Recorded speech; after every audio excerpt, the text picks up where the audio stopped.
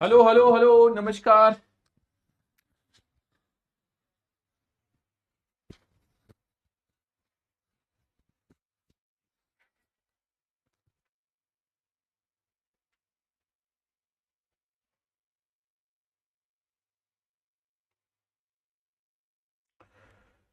Hello hello, नमस्कार नमस्कार, good evening. क्या आप सभी को मेरी आवाज आ रही है? हेलो हेलो हेलो हेलो, क्या हाल चाल मेरे लाडलो? Hello hello hello hello hello hello hello hello hello, कैसे हैं आप सभी? क्या आप सभी को मेरी आवाज प्रॉपर तरीके से आ रही है? Hello hello hello hello hello hello, नमस्कार नमस्कार नमस्कार, क्या हाल चाल? कैसे हैं आप सभी? फटाफट से एक बार फायर इमोजी भेजिएगा अगर आप सभी को मेरी आवाज़ प्रॉपर तरीके से आ रही है। अगर मैं आप सभी को प्रॉपर तरीके से दिखाई दे रहा हूँ तो एक बार खटाक से फायर इमोजी भेज दीजिएगा। ठीक है, चलिए। यस, गुड इवनिंग बच्चा, गुड इवनिंग गुड इवनिंग, कैसे हैं आप सभी? झक्कास झक्कास हैं क्या? Yes, good evening good evening good evening, आप सभी का बहुत बहुत स्वागत है हमारे आज के इस प्यारे से सेशन के अंदर जिसका नाम है बायोलॉजी विशेष। आपका आज के इस प्यारे से सेशन में कोई भी डाउट नहीं रहेगा शेष, क्योंकि हमारा नाम है योगेश। आई होप सो आप सभी बहुत शानदार फर्स्ट क्लास होंगे और आप सभी की पढ़ाई बहुत अच्छी चल रही होगी। यस, गुड इवनिंग बच्चा, good evening good evening good evening, कैसे हैं आप सभी? चलिए, तो मेरे लाडलो, हमारा एक बहुत प्यारा सा चैप्टर चल रहा है वंशागति एवं विविधता के सिद्धांत। और इस चैप्टर के अंदर अभी तक हमने बहुत सी चीजों को क्या कर लिया है, पढ़ लिया है, बहुत सी चीजों को हमने डिस्कस कर लिया है। जैसा कि मेरे लाडलो आप सभी को याद होगा, लास्ट के लेक्चर के अंदर हमने डिस्कशन किया था उत्परिवर्तन के बारे में कि भैया म्यूटेशन क्या होता है।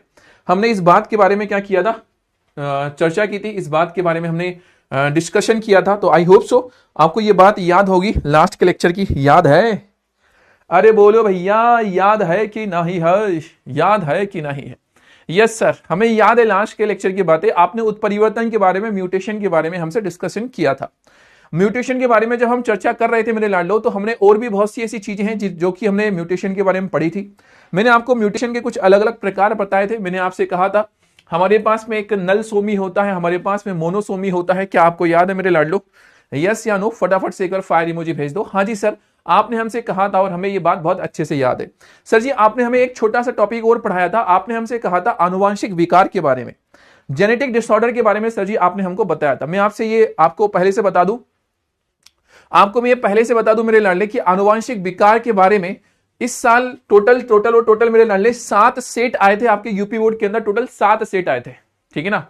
जब आपके यूपी बोर्ड के अंदर मेरे लाडले 7 सेट आए थे, तो उन 7 सेट में से 3 से 4 ऐसे सेट थे। आइए, पधार जाइए, आ जाइए आ जाइए आ जाइए। 3 से 4 ऐसे सेट थे मेरे लाडले जिसके अंदर ये सवाल आया था। एक सेट के अंदर सवाल आया था कि भैया मेंडेलियन विकार क्या है, इसके बारे में बताइए, टिप्पणी लिखिए। जो दूसरा हमारे पास में जो दूसरा जो हमारे पास में क्वेश्चन था मेरे लाडले, जो कि पूछा गया था कि भैया आनुवांशिक विकार क्या है, इसके बारे में बताइए। तीसरा हमसे पूछा गया था भैया गुणसूत्रीय विकार क्या है, इसके बारे में टिप्पणी लिखिए। तो आप ये मान के चलो कि लास्ट ईयर सिर्फ एक छोटा सा टॉपिक आनुवांशिक विकार क्या है, इसके 2 प्रकार होते हैं, एक तो मेंडेलियन विकार और एक होता है हमारे पास में आनुवांशिक विकार। इन दोनों टॉपिक के ऊपर मेरे लाडले लास्ट ईयर 7 सेट में से जो 4 सेट है हमारे पास में, उसमें क्या आए थे, सवाल आए थे। तो मेरी बात मैं खड़ी हूँ।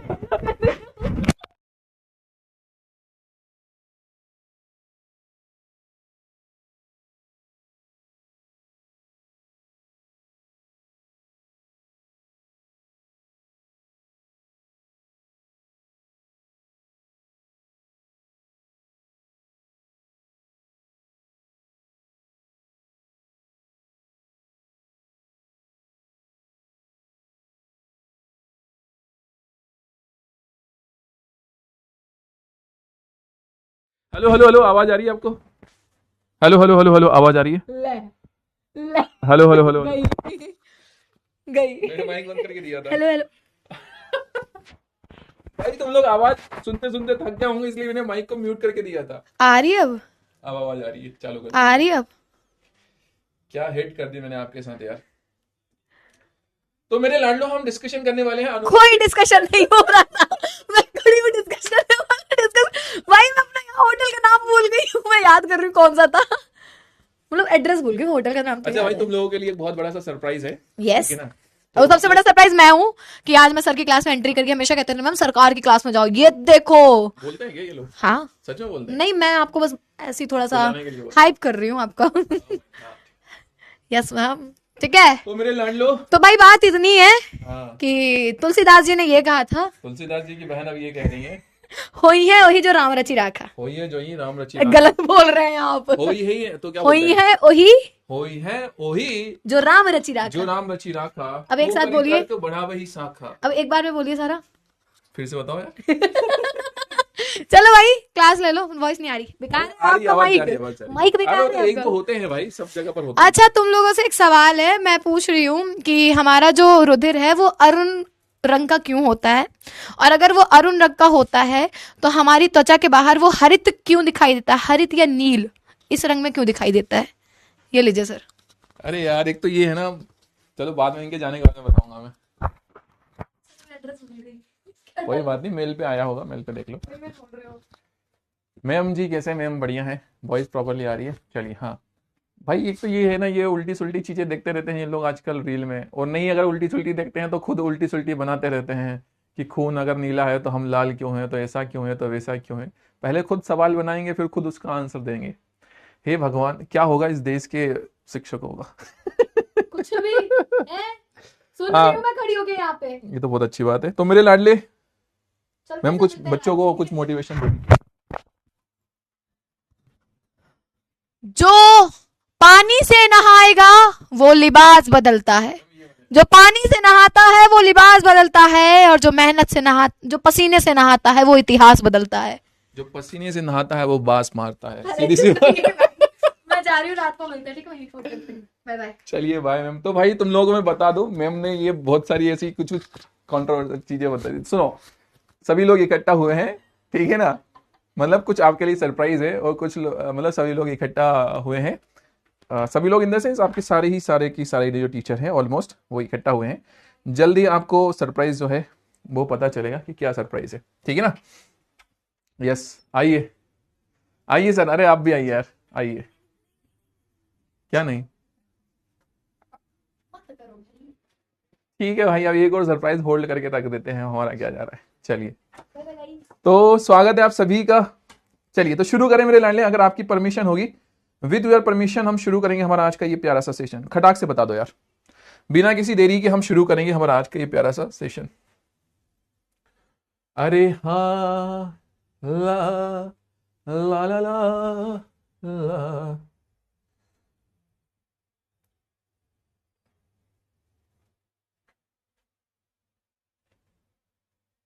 यस जस्ट अ सेकेंड यार, एक सेकेंड के लिए जस्ट रुकिएगा, एक सेकेंड के लिए रुकिएगा।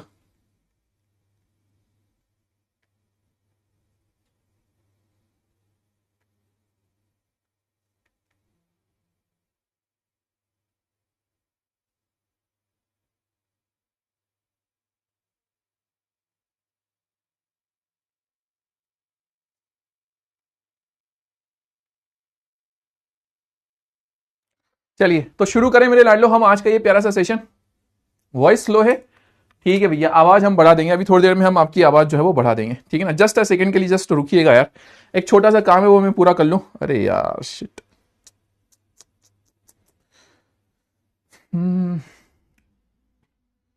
रुको जस्ट अ सेकंड, ठीक है ना। तो मेरे लाडलो लास्ट के सेशन की जो बातें हैं वो आपको याद होगी बहुत अच्छे से। यस सर, हमें याद है, हमने बहुत सी चीजों के बारे में क्या कर लिया था भैया, चर्चा कर ली थी। अरे ये क्या क्या खुल रहा है भाई, चलो हाँ। तो आज के इस सेशन की हम शुरुआत करते हैं, जरा उन्हीं बातों से हम आगे की तरफ क्या करते हैं भैया, चलते हैं। लेकिन एक छोटी सी जो फाइल है वो जरा मैं ऐड कर लूं। मैंने आपसे कहा था लास्ट की क्लास में, मैंने आपसे कहा था कि भैया मैं जो टॉपिक है उसको वहीं से शुरू करूंगा जहां से हमने लास्ट की क्लास में की थी। चलो एक बार बता दो मेरी आवाज प्रॉपर तरीके से आ रही है क्या, एक बार बता दो मेरी आवाज प्रॉपर तरीके से आ रही है क्या, जल्दी से बता दो, ठीक है ना। एक सेकेंड,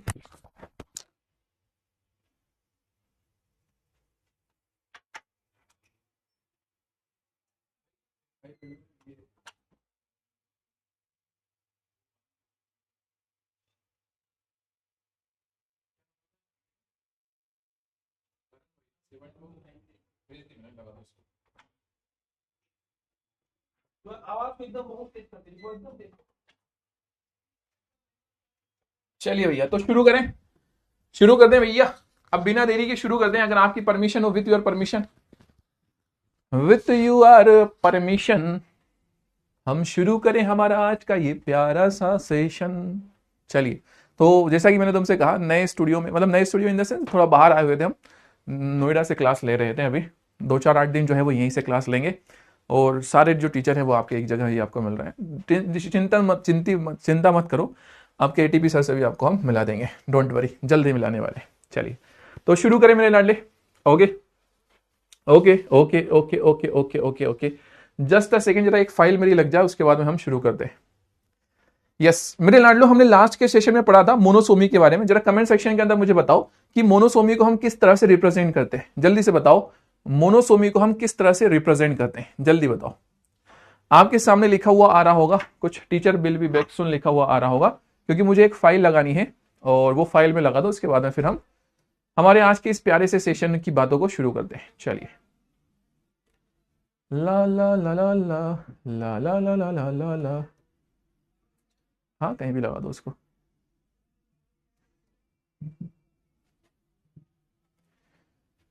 चलिए भाई, तो समय सीमा अब हमारे पास में समाप्त हुई और हमारे आज की इस सेशन की बात की शुरुआत हुई।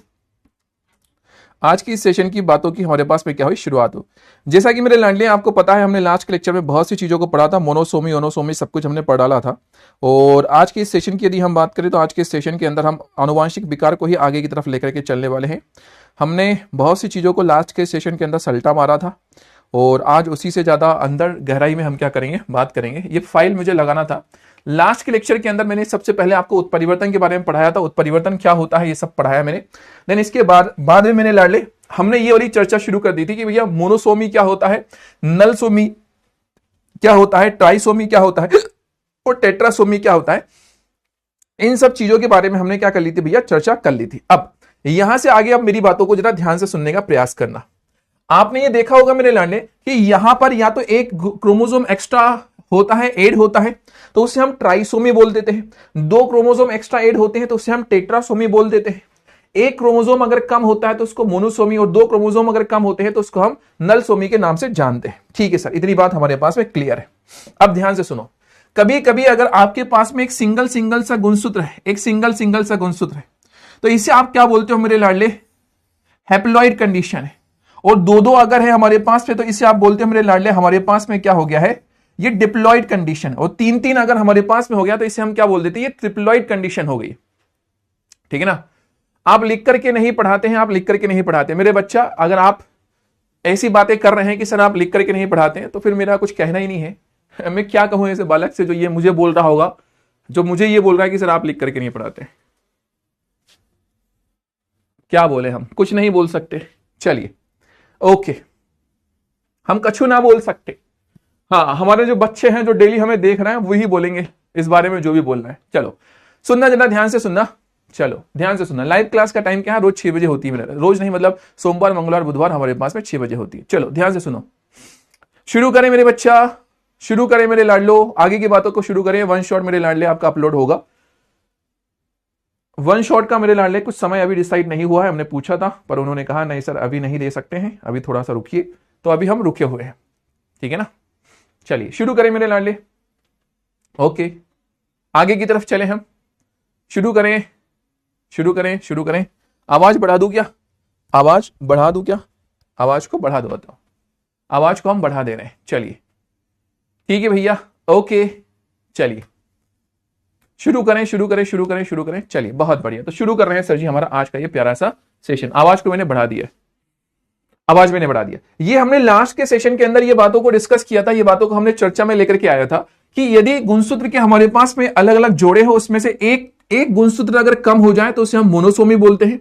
अगर 2 गुणसूत्र कम हो जाए तो उसे हम नलसोमी बोलते हैं। अगर 1 गुणसूत्र एक्स्ट्रा ऐड हो जाए तो उसे हम ट्राइसोमी बोलते हैं। और अगर मान लो भैया 2 गुणसूत्र एक्स्ट्रा ऐड हो जाए तो उसको हम क्या बोलते हैं, टेट्रासोमी हम बोलते हैं। ठीक है सर जी, ये बातें तो ऐसी थी मेरे लाडले जो हमने लास्ट के सेशन में क्या की थी, डिस्कस की थी, हमने चर्चा की थी। ओके सर जी, ओके ओके ओके ठीक है ना। ओके सर जी, चलो अब आगे की तरफ जरा ध्यान से सुनने का प्रयास करना। पहली कंडीशन हमारे पास में होती है भैया, पहली हमारे पास में कंडीशन होता है मोनोप्लॉइडी। जरा ध्यान से सुनना, मोनोप्लॉइड एक शब्द हमारे पास में आया है क्या, मोनोप्लॉइडी हमारे पास में शब्द आया है, मोनोप्लॉइडी हमारे पास में आ गया। ठीक है सर जी। एक दूसरा हमारे पास में शब्द आता है डाइप्लॉइडी, हमारे पास में आ गया, डाइप्लॉइडी हमारे पास में आ गया। और तीसरा हमारे पास में कंडीशन होती है भैया, ये होती है पॉलीप्लॉइडी की, ये होती है हमारे पास में पॉलीप्लॉइडी कंडीशन होती है, ठीक है ना। पॉलीप्लॉइडी का मतलब क्या होता है, इसे जरा ध्यान से सुनना। इसे हम हिंदी में बोलते हैं बहुगुणिता। हिंदी में इसका हमारे पास में नाम होता है गुरुदेव बहुगुणिता, इसका हमारे पास में नाम होता है पॉलीप्लॉइडी या फिर बहुगुणिता। इसे हमने पहले फर्स्ट चैप्टर के अंदर भी इस चीज को हमने क्या किया है, डिस्कस किया है। ओके, डिप्लॉइडी का मतलब क्या होता है, द्विगुणिता हमारे पास में हो गई, द्विगुणिता। ओके सर जी। और हमारे पास में मोनोप्लॉइडी का मतलब क्या हुआ भैया, एकल गुणिता हमारे पास में ये हो चली, एकल गुणिता हमारे पास में ये हो चली। चलो, मोनोप्लॉइडी, डिप्लॉइडी और एक कंडीशन है हमारे पास में क्या, पॉलीप्लॉइडी, ठीक है ना। पॉलीप्लॉइडी हमारे पास में हो चला है। पॉलीप्लॉइडी का मतलब क्या, अगर गुणसूत्रों के अंदर एक पूरा की पूरा हमारे पास में मेरे लाडले सेट अगर एक्स्ट्रा हो जाए, गुणसूत्रों के अंदर एक पूरा एक एक्स्ट्रा सेट अगर आ जाए, एक पूरा की पूरा एक्स्ट्रा सेट का आना, ये हमारे पास में पॉलीप्लॉइडी कहलाती है। जैसे ये अगर सिंगल सिंगल सिंगल सिंगल है तो इसे हम क्या बोल रहे हैं भैया, ये मोनोप्लॉइडी है। दो दो अगर हमारे पास में हो गया डाइप्लॉइडी, और अगर एक्स्ट्रा तीन तीन का अगर हमारे पास में जोड़ा हो गया तो इसे हम क्या नाम दे देते हैं, पॉलीप्लॉइडी के नाम से इसको हम जानते हैं, बहुगुणिता के नाम से इसको हम जानते हैं। मेरी बात इसमें समझ में आ रही है क्या मेरे लाडे, कोई समस्या कोई परेशानी जा रही है क्या, एनी कंफ्यूजन, कोई समस्या मेरे लाडले इसके अंदर जा रही है क्या। चलो तो ध्यान से सुनो पॉलीप्लॉइडी की डेफिनेशन कि भैया हमारे पास में गुणसूत्र का एक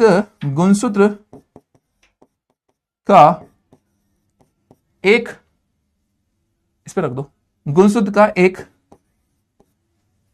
पूरा समुच्चय हमारे पास में समुच्चय अधिक हो जाना, एक पूरा की पूरा अगर क्रोमोसोम का सेट अधिक हो जाना, ये हमारे पास में क्या कहलाता है मेरे लाडले, पॉलीप्लॉइडी के नाम से कहलाता है, हो जाना। इसे हम पॉलीप्लॉइडी के नाम से जानते हैं। क्या आपको मेरी ये बात थोड़ी थोड़ी सी समझ में आ रही है, एक बार फायर इमोजी भेज करके बता देना। क्या आपको मेरी ये बात थोड़ी थोड़ी सी समझ में आ रही है, एक बार फायर इमोजी भेज करके सटासट से बता देना, ठीक है ना। समय आज बहुत ज्यादा हमारे पास में कम है, मैं पानी भी सल्टा दूं। यस, कोई कंफ्यूजन,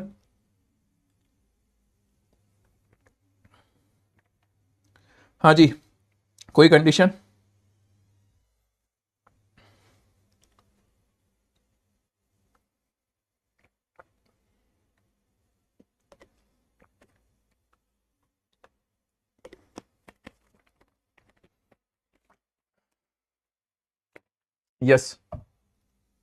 यस कोई समस्या मेरे लाडले, ठीक है, ओके, कोई समस्या, ओके, एक बार और रिपीट कर दीजिए भैया। देखो यहां पे हमने ये पढ़ा था कि भैया एक क्रोमोसोम एक्स्ट्रा हो जाए या एक क्रोमोसोम कम हो जाए, एक क्रोमोसोम कम होना, एक क्रोमोसोम ज्यादा होना, या फिर दो क्रोमोसोम कम होना, दो क्रोमोसोम ज्यादा होना, तो ये मोनोसोमी, नलसोमी, ट्राइसोमी या टेट्रासोमी कहलाती है। यहां पे मोनोप्लॉइडी, डाइप्लॉइडी और हमारे पास पॉलीप्लॉइडी का मतलब क्या होता है कि क्रोमोसोम के जो जोड़े होते हैं उसमें अगर चेंज हो जाए, क्रोमोसोम के जोड़े के अंदर अगर चेंज हो जाए, अगर सिंगल सिंगल है मोनोप्लॉइडी, डबल डबल है डिप्लॉइडी, और अगर डबल से ज्यादा हो गया तो इसे हम पॉलीप्लॉइडी के नाम से क्या करेंगे, जानेंगे। बहुत सिंपल सी हमारे पास में बेसिक सी क्या थी भैया, बात थी। चलो ओके सर जी, इतनी बातें हमारे पास में क्या हो रही है, समझ में आ रही है। यहां पर इधर वाला जो पूरा कॉन्सेप्ट होता है मेरे लाले, इसे हम एन्यूप्लॉइडी के नाम से जानते हैं, एन्यूप्लॉइडी के नाम से क्या करते हैं, जानते हैं। और इधर वाली जो हमारे पास में बातें होती है इसे हम यूप्लॉइडी के नाम से क्या करते हैं, जानते हैं, यूप्लॉइडी के नाम से इसको हम जानते हैं। इधर वाली बातें जो होती है इसे हम एन्यूप्लॉइडी बोलते हैं, और इधर वाली जो हमारे पास से बातें होती है इसको हम क्या बोलते हैं, यूप्लॉइडी बोलते हैं। सर इसमें दोनों में डिफरेंस क्या होता है, एन्यूप्लॉइडी के अंदर और यूप्लॉइडी के अंदर हमारे पास में डिफरेंस क्या होता है।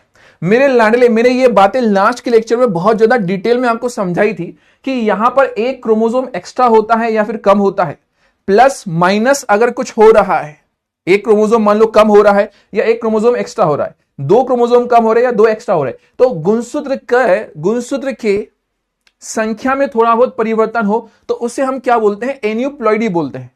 और यूप्लॉइडी किसको बोलते हैं, अगर गुणसूत्र के सेट में परिवर्तन हो, जोड़े में अगर परिवर्तन हो तो उसे हम क्या बोलते हैं भैया, उसका नाम हमारे पास में यूप्लॉइडी हो गया, उसका नाम यूप्लॉइडी। जैसे फॉर एग्जांपल के लिए मान लो भैया आपके शरीर के अंदर 23 जोड़े गुणसूत्र पाए जाते हैं, 23 जोड़े। कोई एक एक्स्ट्रा जोड़ा आ गया, मतलब आपके टोटल कितने जोड़े हो गए, 24 जोड़े गुणसूत्र हो गए मेरे लाडले। तो आपके गुणसूत्रों के जोड़ों में क्या हो गया, वृद्धि हो गई, गुणसूत्र के जोड़े में क्या हो गई भैया, वृद्धि हो गई। तो ऐसे सिचुएशन को हम यूप्लॉइडी के नाम से जानते हैं। लेकिन आपके पास में है तो 23 गुणसूत्र, लेकिन कोई सा ऐसा गुणसूत्र का जोड़ा था जिसमें एक एक्स्ट्रा क्रोमोसोम आ गया।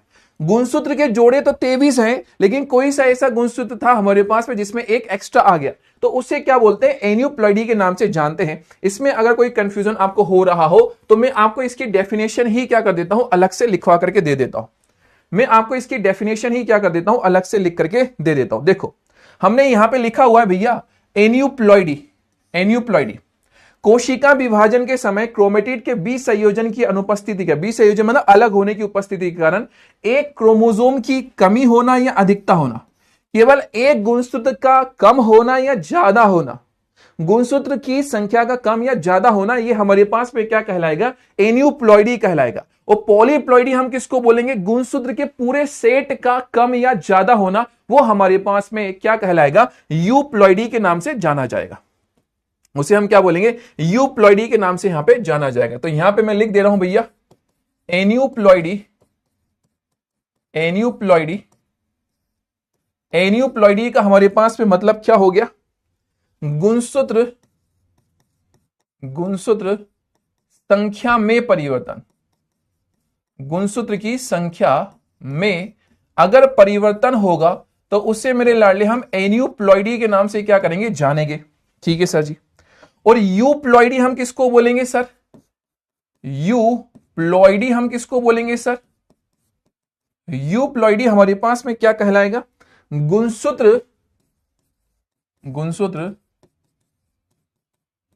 के सेट में परिवर्तन, सेट की संख्या में परिवर्तन, जो गुणसूत्र के सेट हैं या जो जोड़े हैं उसकी संख्या में जो परिवर्तन होगा उसे हम क्या नाम देंगे मेरे लाडले, यूप्लॉइडी के नाम से जाना जाएगा। चलिए ये बात हमारे पास में यहां पे क्या होती है, खत्म, खल्लास, टाटा बाय बाय होती है। ओके चलिए मैं अब आपको एग्जांपल्स की तरफ क्या करूंगा, लेकर के जाना शुरू करूंगा। कुछ एग्जांपल्स की तरफ हम जाना शुरू करेंगे। कुछ डाउट है, आप आज की क्लास में क्रोमोसोमल डिसऑर्डर एंड मेलेनियन डिसऑर्डर के एग्जांपल भी लिखवाने वाले? हाँ बिल्कुल फीजा लिखवाने वाला हूं। असूत्र गुणिता क्या है मेरे लाडले, जो एन्यूप्लॉइडी होती है उसी को हम असूत्र गुणिता के नाम से जानते हैं हिंदी में। एन्यूप्लॉइडी यूप्लॉइडी में क्या अंतर है सर, फिर से डिवीजन करा दीजिए, बता देता हूं। गुणसूत्र बढ़ जाए तो क्या होता है, बीमारियां होती है, ठीक है ना। ओके फिर से एक बार फिर से समझ लो मेरे लाडले, मैं आपको फिर से एक बार एक्सप्लेन कर दूं। देखो सुनो जरा ध्यान से, मैं आपको एक बार फिर से एक्सप्लेन कर देता हूं। यहां पे हमने क्या लिखा गुरुदेव, जरा ध्यान से सुनना। आपके शरीर के अंदर पाए जाने वाले, मान लो आपके शरीर के अंदर या फिर किसी जीव के शरीर के अंदर पाए जाने वाले, ये हमारे पास में क्या है, 5 गुणसूत्र के जोड़े हैं। मान लो कोई जीव जंतु है हमारे पास में जिसके शरीर में कितने गुणसूत्र पाए जाते हैं, 5 गुणसूत्र पाए जाते हैं, ठीक है ना। मान लो भैया हमारा कोई जीव है, कोई जीव है, ध्यान से सुनो इस बात को, कोई हमारे पास में जीव है जिसके पास में कुल जो गुणसूत्र है हमारे पास में वो कितने हैं, 10 गुणसूत्र है, टोटल हमारे पास में 10 गुणसूत्र है।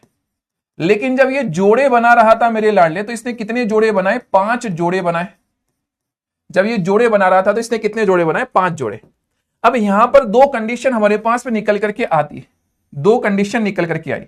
सबसे पहली कंडीशन तो ये है कि इन 5 जोड़ी, जो 5 जोड़ी गुणसूत्र है उसमें से किसी एक जोड़े के अंदर कोई एक एक्स्ट्रा क्रोमोसोम आ गया। मान लो यहां पे क्या हो गया, एक एक्स्ट्रा क्रोमोसोम आ गया। पहली कंडीशन तो यह है कि मान लो भैया यहां पे क्या हुआ, एक एक्स्ट्रा क्रोमोसोम आ गया, या फिर भैया यहां पे 2 एक्स्ट्रा क्रोमोसोम आ गए, या फिर भैया यहां पे क्या हो गया, 2 एक्स्ट्रा क्रोमोसोम आ गए, या फिर भैया यहां से क्या हो गया, क्रोमोसोम कम हो गया। उत्तेरी यहां से भैया क्रोमोसोम क्या हो गया है, कम हो गया। सुनना मेरे लाडले, बहुत मेहनत से, एक बहुत मेहनत से ये टॉपिक समझा रहा हूं, इसलिए बहुत आराम से सुनना प्लीज। देखो यहां पे मैंने 4 कंडीशन आपको क्या कर दी है, बता दी। 4 कंडीशन कौन सी बताई, 4 कंडीशन कौन सी बताई है, जरा ध्यान से सुनना। ये वाली जो कंडीशन थी इसके अंदर मेरे लाडले जो गुणसूत्र के जोड़े थे उन जोड़ों के अंदर एक एक्स्ट्रा क्या आ गया है, गुणसूत्र आ गया, मतलब 2n+ हो गया। इसमें क्या हुआ सर जी, गुणसूत्र के जो जोड़े थे उसके अंदर 2 गुणसूत्र एक्स्ट्रा आ गए, +2 हो गया। ठीक है ना। दो गुणसूत्र क्या हो गए यहां पे एक्स्ट्रा आ गए, ये 2n+2 हो गया। सर जी गुणसूत्र के जोड़ों में से एक गुणसूत्र क्या हो गया, कम हो गया, 2n-1 हो गया। ठीक है सर जी गुणसूत्र के जोड़ों में से दो गुणसूत्र क्या हो गए, कम हो गए, 2n-2 हो गए। ये चारों कंडीशन मैंने आपको लास्ट की क्लास में पढ़ाई थी, यस या no my dear friend, yes या नो मेरी बात समझ में आ रही है क्या? ये चारों कंडीशन मैंने आपको लास्ट के क्लास में पढ़ाई थी, यस या नो। यहां पे क्या हो रहा है, गुणसूत्र की एक एक्स्ट्रा हो रहा है, एक कम हो रहा है, एक ज्यादा हो रहा है, पर है टोटल कितने जोड़े हैं, 5 जोड़े। इसमें भी 5 जोड़े हमारे पास में चल रहे थे, ठीक है ना। ओके सर, लेकिन कभी मान लो ऐसा हो गया गुरुदेव, मान लो कभी ऐसा हो गया गुरुदेव कि ये 5 जोड़ी गुणसूत्र के अंदर एक एक्स्ट्रा हमारे पास में क्या हो गया, जोड़ा हो गया। देखो ये हो गया हमारे पास में एक एक्स्ट्रा जोड़ा, ये हो गया हमारे पास में एक एक्स्ट्रा जोड़ा, ठीक है ना। यहां पर क्या हो रहा था कि एक गुणसूत्र एक्स्ट्रा आ रहा था या दो गुणसूत्र एक्स्ट्रा आ रहे थे, जोड़े के अंदर आ रहे थे। जोड़ों की संख्या तो टोटल 5 ही थी, यहां पे जोड़ों की संख्या 5 ही थी, जोड़ों की संख्या टोटल यहां पे 5, लेकिन यहां पे जोड़ों की संख्या में क्या हो गया, परिवर्तन आ गया। तो गुणसूत्र के अगर जोड़ों की संख्या में परिवर्तन हो जाए, उसके ग्रुप में अगर परिवर्तन हो जाए, तो उसे हम क्या बोलेंगे भैया, यूप्लॉइडी बोलेंगे, उसे हम यूप्लॉइडी के नाम से जानेंगे, ठीक है ना। ओके, और यदि गुणसूत्र के केवल एक नंबर में कोई चेंज आ रहा है तो उसे हम एन्यूप्लॉइडी बोलेंगे, एन्यूप्लॉइडी बोलेंगे। मेरी बात समझ में आ रही है क्या? अब क्लियर है भैया, अब क्लियर है। गुणसूत्र बढ़ने से सर क्या होता है मेरे लाडले, पहले ये तो हम समझ लें कि गुणसूत्र का बढ़ना क्या कहलाता है। गुणसूत्र के बढ़ने से क्या होगा मेरे झिंगुर, रुक तो जा, सब बताऊंगा मेरे भैया। गुणसूत्र के बढ़ने से सर क्या हो जाएगा वो बताऊंगा, रुको पहले ये तो टॉपिक समझ में आ जाए आपको, ठीक है सर। इतनी बात हमारे पास में क्या है, क्लियर क्लियर क्लियर। चलो, तो यहां पर एक बहुत प्यारी सी बात अब हम आपको बताए हैं, ठीक है ना। हमने आपसे यह कहा कि भैया अगर गुणसूत्र का एक गुणसूत्र कम ज्यादा ऊपर नीचे हो तो उसे एन्यूप्लॉइडी बोलेंगे, और अगर जोड़े में अगर कोई परिवर्तन हो, मान लो एक जोड़ा एक्स्ट्रा हो गया, मान लो 2 जोड़े एक्स्ट्रा हो गए, मान लो 2 से ज्यादा जोड़े एक्स्ट्रा हो गए, तो फिर इनकी कंडीशन को हम यूप्लॉइडी बोलेंगे, ठीक है ना। एक अतिरिक्त जोड़ा, एक अतिरिक्त जोड़ा गुणसूत्र आना, गुणसूत्र आना, एक अतिरिक्त जोड़ा अगर क्रोमोसोम आ रहा है मेरे लाडले, तो उसे हम मोनोप्लॉइडी बोलेंगे। मान लो भैया कंडीशन में थोड़ा सा उलटफेर हुआ, हमारे पास में 2 अतिरिक्त जोड़े गुणसूत्र आ गए, 2 अतिरिक्त जोड़े गुणसूत्र का आना, 2 एक्स्ट्रा हमारे पास में क्या हो गए, गुणसूत्र का आना, ये हमारे पास में क्या कहलाएगा, डिप्लॉइडी कहलाएगा। और मान लो भैया ओ तेरी की, अरे तेरी की, मत जा भैया मत जा, प्लीज मत जा। अबे ये क्या हुआ, कैसे हुआ, कब हुआ, क्यों हुआ, प्लीज वापस आ जा। आ गया, शांति मिली, शांति मिली। चलो ठीक है ना। ओके सर जी, ये हो गया हमारे पास में यूप्लॉइडी और ये हो गया हमारे पास में एन्यूप्लॉइडी, ठीक है सर जी। इतनी बात हमारे पास में डन है। चलो अब इन बातों को हम यहां से अलविदा बोल करके अब आगे की तरफ चल रहे हैं, ठीक है मेरे बच्चा। सुनना, आपके मन में एक बहुत बड़ा डाउट था, आपके मन में एक बहुत बड़ा डाउट ये था कि सर हमें ये बता दो कि गुणसूत्रों की संख्या में अगर परिवर्तन होता है तो क्या हो जाता है सर, ये बताओ। हमें तो ये बताओ कि गुणसूत्र की संख्या में सर मान लो परिवर्तन हो गया तो उस परिवर्तन से होता क्या है, हमको ये बताओ। मेरे लाडले, हमारे शरीर के अंदर हर गुणसूत्र का कुछ अलग स्पेशल सा काम होता है, हमारे शरीर में हर गुणसूत्र का कुछ अलग स्पेशल सा क्या होता है, काम होता है। अब जरा ध्यान से सुनना मेरी इस बात को, मैं फिर से कह दूं, मैं एक बहुत very very very very very very IMP topic के बारे में क्या करने वाला हूं, आपको पढ़ाने वाला हूं। चलो मेरे लाडले, हमारे पास पे ये बात है बहुत पुरानी। एक हमारे पास में साइंटिस्ट थे जिनका नाम था भैया 1866 के, 1866 की हमारे पास में बात है। हमारे पास में एक साइंटिस्ट थे भैया जिनका नाम था लैंगडन डाउन। उनको एक बच्चा दिखाई दिया और उस बच्चे के अंदर बड़ी ही विचित्र चीजें दिखाई दी, इंसान का ही बच्चा था। उस बच्चे के अंदर पहली चीज तो उसका जो पूरा की पूरा फेस था ना, वो पूरा गोल था, एकदम गोल सा उसका फेस, और उसकी जो जीभ थी ना, ये टंग 2 हिस्सों में कटी हुई थी, बीच में से 2 हिस्सों में कटी हुई थी, और उस बच्चे का जो मुंह था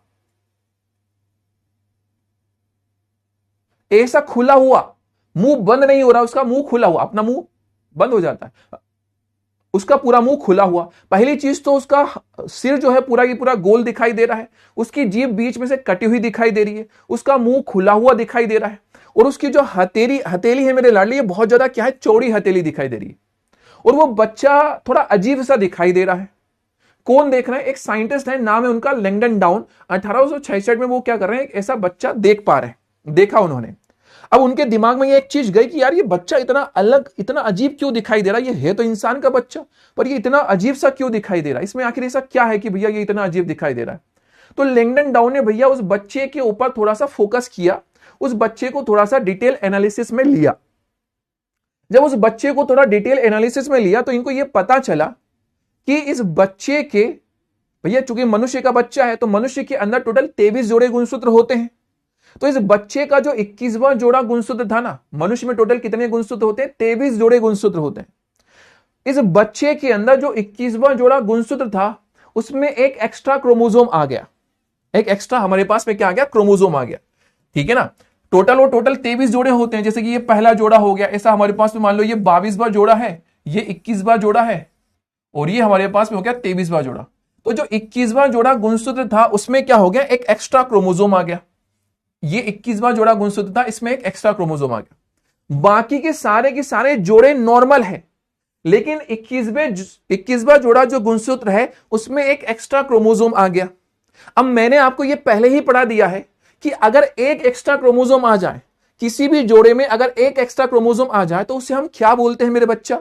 सर जी आपने हमको पढ़ाया है कि अगर एक एक्स्ट्रा क्रोमोसोम आ जाए इसका मतलब 2n+1 वाली कंडीशन हो गई, 2n+1 वाली कंडीशन हो गई। और सर आपने हमको यह पढ़ाया था कि 2 जोड़े थे, मतलब 2 गुणसूत्र थे, उसमें एक एक्स्ट्रा आ गया, तो ये टोटल कितने हो गए? 3 हो गए। तो सर इसको आपने हमें पढ़ाया था कि इसे हम ट्राइसोमी के नाम से जानते हैं। हिंदी में सर इसे हम त्रिसूत्रता के नाम से जानते हैं, हिंदी में सर इसे हम त्रिसूत्रता के नाम से जानते हैं। ये मैंने आपको थोड़े दिन पहले ही कल ही पढ़ाया था मेरे लाडले। कहां गया? हाँ, ट्राइसोमी, ये है हमारे पास में ट्राइसोमी, एक अल अधिसूत्रता, या फिर इसको त्रिसूत्रता के नाम से हम क्या कर रहे हैं, जान रहे हैं। ओके सर, त्रिसूत्रता के नाम से इसको हम क्या कर रहे हैं भैया, जान रहे हैं। एक एक्स्ट्रा क्या हो गया था, गुणसूत्र आ गया था, अच्छी बात है। अब लैंगडन डाउन ने देखा कि भैया इसके टोटल 21वां जो जोड़ा गुणसूत्र था उसमें एक एक्स्ट्रा क्या आ गया, क्रोमोसोम आ गया, और उस एक्स्ट्रा क्रोमोसोम की वजह से इस बच्चे के अंदर इतने सारे क्या हो गए, परिवर्तन हो गए। ये जो बच्चा है ये ज्यादा दिन तक जिंदा नहीं रहा, ये क्या हो गया, मर गया। तो उस समय से जब लैंगडन डाउन ने 1866 में ये देखा, ये पता लगा, उस समय से साइंटिस्टों को यह पता चला कि कभी कभी किसी मनुष्य के बच्चे के अंदर जो 21वां गुणसूत्र होता है उसमें एक एक्स्ट्रा क्रोमोसोम आ जाता है। क्यों आ जाता है? हो सकता है उसके माता पिता के अंदर जब स्पर्म ओवम बन रहे हो, उनके अंदर जब कोशिका विभाजन हुआ हो, तब कोई गड़बड़ हो गई हो, इसकी वजह से एक गुणसूत्र क्या हो गया, एक्स्ट्रा आ गया। उस एक गुणसूत्र के एक्स्ट्रा होने की वजह से इस बच्चे का फेस पूरा गोल हो जाता है, उसके जीभ के अंदर खांच आ जाती है, उसका मुंह खुला हुआ रहता है, उसकी हथेली चौड़ी हो जाती है, उसका शरीर पूरी तरह से विकसित नहीं होता, उसका जो ब्रेन होता है वो भी पूरी तरह से विकसित नहीं होता।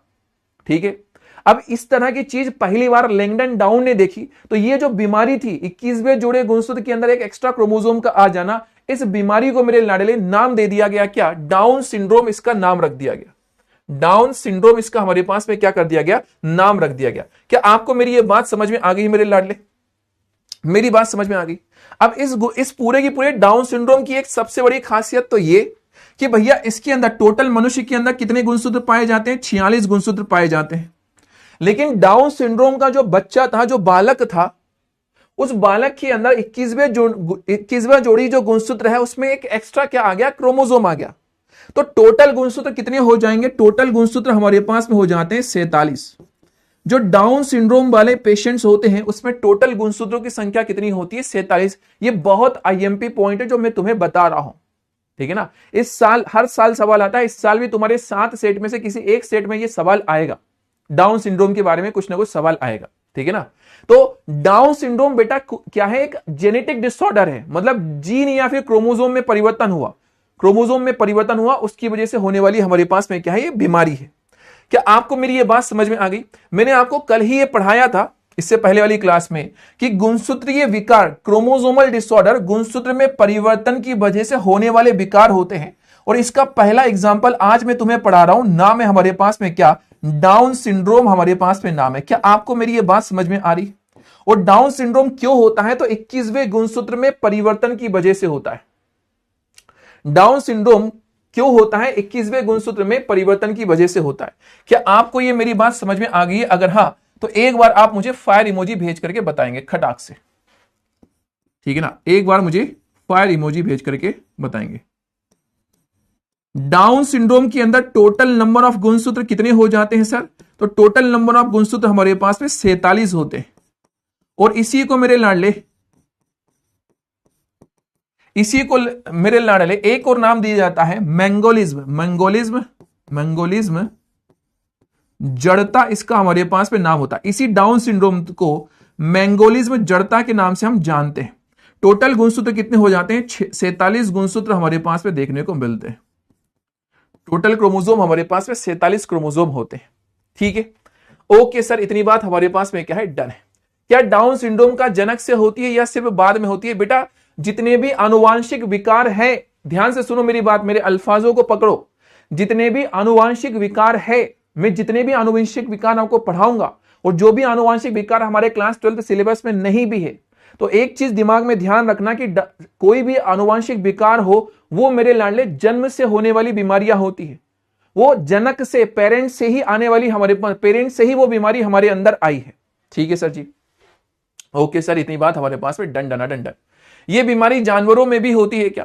मेरे लाडले अभी तक ऐसा देखने को तो नहीं मिला है, अभी बस इंसानों में ही ये देखने को मिली है, ठीक है ना? ओके, आ जाओ अगली कंडीशन, जरा ध्यान से सुनो। अब देखो, आपके शरीर के अंदर, मनुष्य शरीर के अंदर जो टोटल गुणसूत्र होते हैं वो 46 होते हैं। हमने अभी देखा कि 21वें जोड़े गुणसूत्र में एक एक्स्ट्रा क्रोमोसोम आ गया, तो क्या चेंजेस हुए? अब ये डिपेंड करता है मेरे लाडले कि किस गुणसूत्र में परिवर्तन आ रहा है।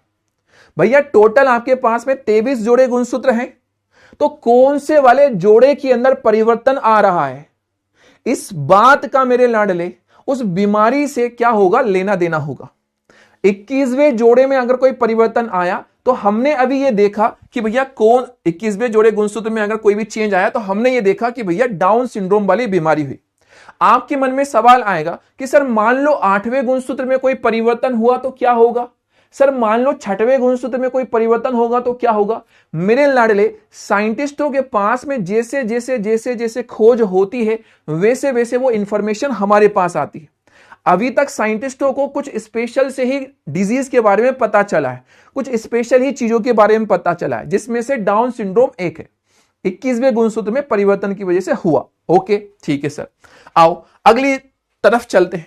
हमारे पास में एक साइंटिस्ट है, नाम है उनका क्लाइंट फिल्टर। अगेन ये फिर से मैं बोल दूं मेरे लाडले, ये वेरी आईएमपी टॉपिक है, वेरी आईएमपी हमारे पास में क्या है? ये टॉपिक है। ओके, ध्यान से सुनना मेरे बच्चा। हमारे पास में एक साइंटिस्ट है, नाम है उनका क्लाइंट फिल्टर।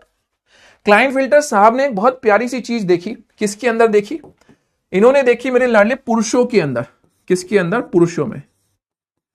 पुरुषों में इन्होंने एक बहुत प्यारी सी चीज देखी। क्या देखा?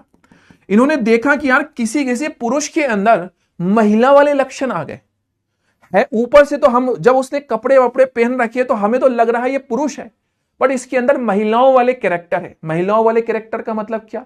उसका जो ब्रेस्ट का साइज है वो इंक्रीज हो गया। ब्रेस्ट का साइज क्या हो गया? इंक्रीज हो गया। उसका जो हाव भाव है वो भी थोड़े से अलग, चाल ढाल अलग दिख रही है। क्या आपको मेरी ये बात समझ में आ रही है मेरे बच्चा? मेरे बातें दिमाग में जा रही है। उसकी चाल ढाल भी अलग है। वो लग तो भैया हमें मेल रहा है, दूर से देखने पे पुरुष लग रहा है, लेकिन उसके अंदर अजीब से लक्षण है, महिलाओं वाले भी दिखाई दे रहे हैं। मेरी बात समझ पा रही हो मैं क्या बोलना चाह रहा हूं? उसकी दाढ़ी मूछ तो है, बट उसके ब्रेस्ट दिखाई दे रहे हैं। उसकी हाव भाव, चाल ढाल जो है वो महिलाओं जैसी दिखाई दे रही है। अब इसके पीछे का क्लाइंट फिल्टर साहब ने क्या किया? रीजन ढूंढा। तो ये पता चलता है कि पुरुषों के अंदर जो 23वां जोड़ा गुणसूत्र है, कौन सा वाला? 23वां जोड़ा गुणसूत्र। 23वां जोड़ा गुणसूत्र। मेरे लाडले, इतनी बात आपको पता होनी चाहिए कि पुरुष के अंदर जो 23वां जोड़ा गुणसूत्र होता है वो कौन सा होता है? सर जी वो XY गुणसूत्र होता है, ठीक है ना? पुरुषों के अंदर जो 23वां जोड़ा गुणसूत्र होता है वो XY होता है। इस 23वें जोड़े गुणसूत्र के अंदर एक एक्स्ट्रा एक्स क्रोमोसोम आ जाता है। एक एक्स्ट्रा कौन सा क्रोमोसोम आ गया? एक्स क्रोमोसोम एक्स्ट्रा आ गया, ठीक है ना। अब एक क्रोमोसोम एक्स्ट्रा आ गया, कौन सा वाला? एक्स क्रोमोसोम एक्स्ट्रा आ गया।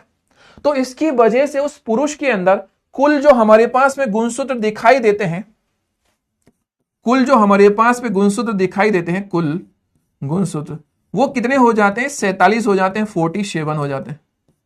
कुल जो हमारे पास में गुणसूत्र हैं क्रोमोसोम में, वो हमारे पास में 47 हो जाते हैं। एक एक्स्ट्रा आया मतलब 47 हो गए। और उसके अंदर कौन सा आ गया? एक्स गुणसूत्र एक्स्ट्रा आया। अब आपको यह इंफॉर्मेशन होनी चाहिए कि महिलाओं के अंदर जो 23वां जोड़ा गुणसूत्र होता है वो कौन सा होता है? XX होता है। महिलाओं के अंदर 23वां जोड़ा गुणसूत्र कौन सा होता है? XX होता है।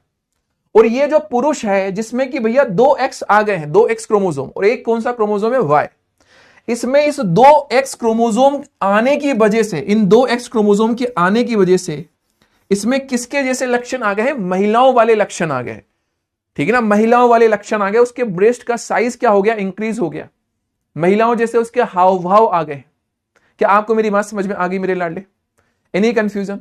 तो इस आनुवांशिक विकार का कारण एक्स क्रोमोसोम की एक अतिरिक्त प्रतिलिपि आना है, जिसके कारण केंद्रक में टोटल 47 क्रोमोसोम हो जाते हैं।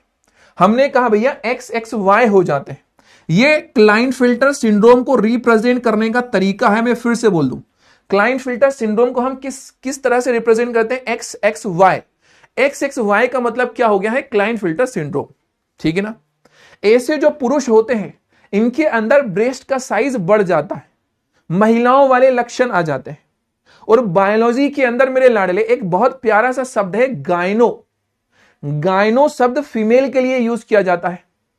तो इस पुरुष के अंदर जब महिलाओं वाले लक्षण आ गए तो इस कहानी को बेटा हम गायनेकोमैस्टिया नाम देते हैं, ठीक है ना।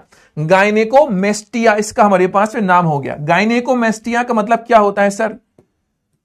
गायनेकोमैस्टिया का मतलब क्या होता है मेरे लाडले? स्तन के साइज का बढ़ना, स्तन आकार में वृद्धि।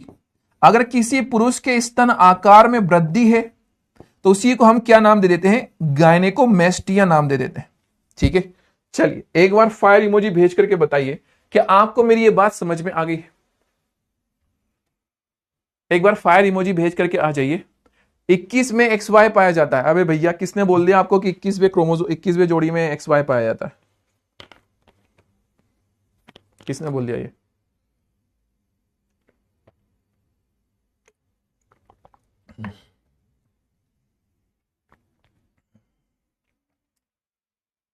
यस, डन है। क्या आपको मेरी ये बात समझ में आ गई है? ठीक है ना। तो इसमें ये हमने दूसरी बीमारी देख ली मेरे लाडले, जिसमें कि क्या हो रहा है? गुणसूत्रों में परिवर्तन हो रहा है। ये हमारे पास में दूसरी डिजीज हो गई, क्लाइनफेल्टर सिंड्रोम इसका हमारे पास में नाम हो गया। क्लाइनफेल्टर सिंड्रोम इसका हमारे पास में नाम हो चला। Any confusion? अब क्लाइनफेल्टर सिंड्रोम के साथ में एक खासियत है, ये जनरली हमें पुरुषों के अंदर ही दिखाई देती है। ओके, मतलब आप एक तरह से ये समझ लो कि भैया इसके अंदर ये गे वाले लक्षण आ गए। आप ऐसे समझ लो ये गे पर्सन हो गया, ठीक है ना। समझ पा रहे हो क्या बोलना चाह रहा हूं? ठीक है सर, इतनी बात डन है। वन लास्ट चीज, एक लास्ट चीज और मैं बता दूं आपको। एक लास्ट चीज और हम डिस्कस कर लेते हैं, जरा ध्यान से सुनना। एक साइंटिस्ट है, नाम है उनका हमारे पास में क्या? टर्नर। एक साइंटिस्ट हमारे पास में, नाम है उनका क्या? टर्नर। टर्नर साहब ने भैया महिलाओं के अंदर देखा। किसके अंदर? महिलाओं में। महिलाओं में टर्नर साहब ने एक बहुत प्यारी सी चीज देखी। कौन सी चीज देखी? टर्नर साहब ने देखा कि भैया महिलाओं के अंदर जो 23वां जोड़ा गुणसूत्र होता है, महिलाओं के अंदर जो 23वां जोड़ा गुणसूत्र होता है वो होता है XX। आपको ये पता होना चाहिए। महिलाओं के अंदर जो 23वां जोड़ा गुणसूत्र होता है मेरे लाडले, वो XX होता है।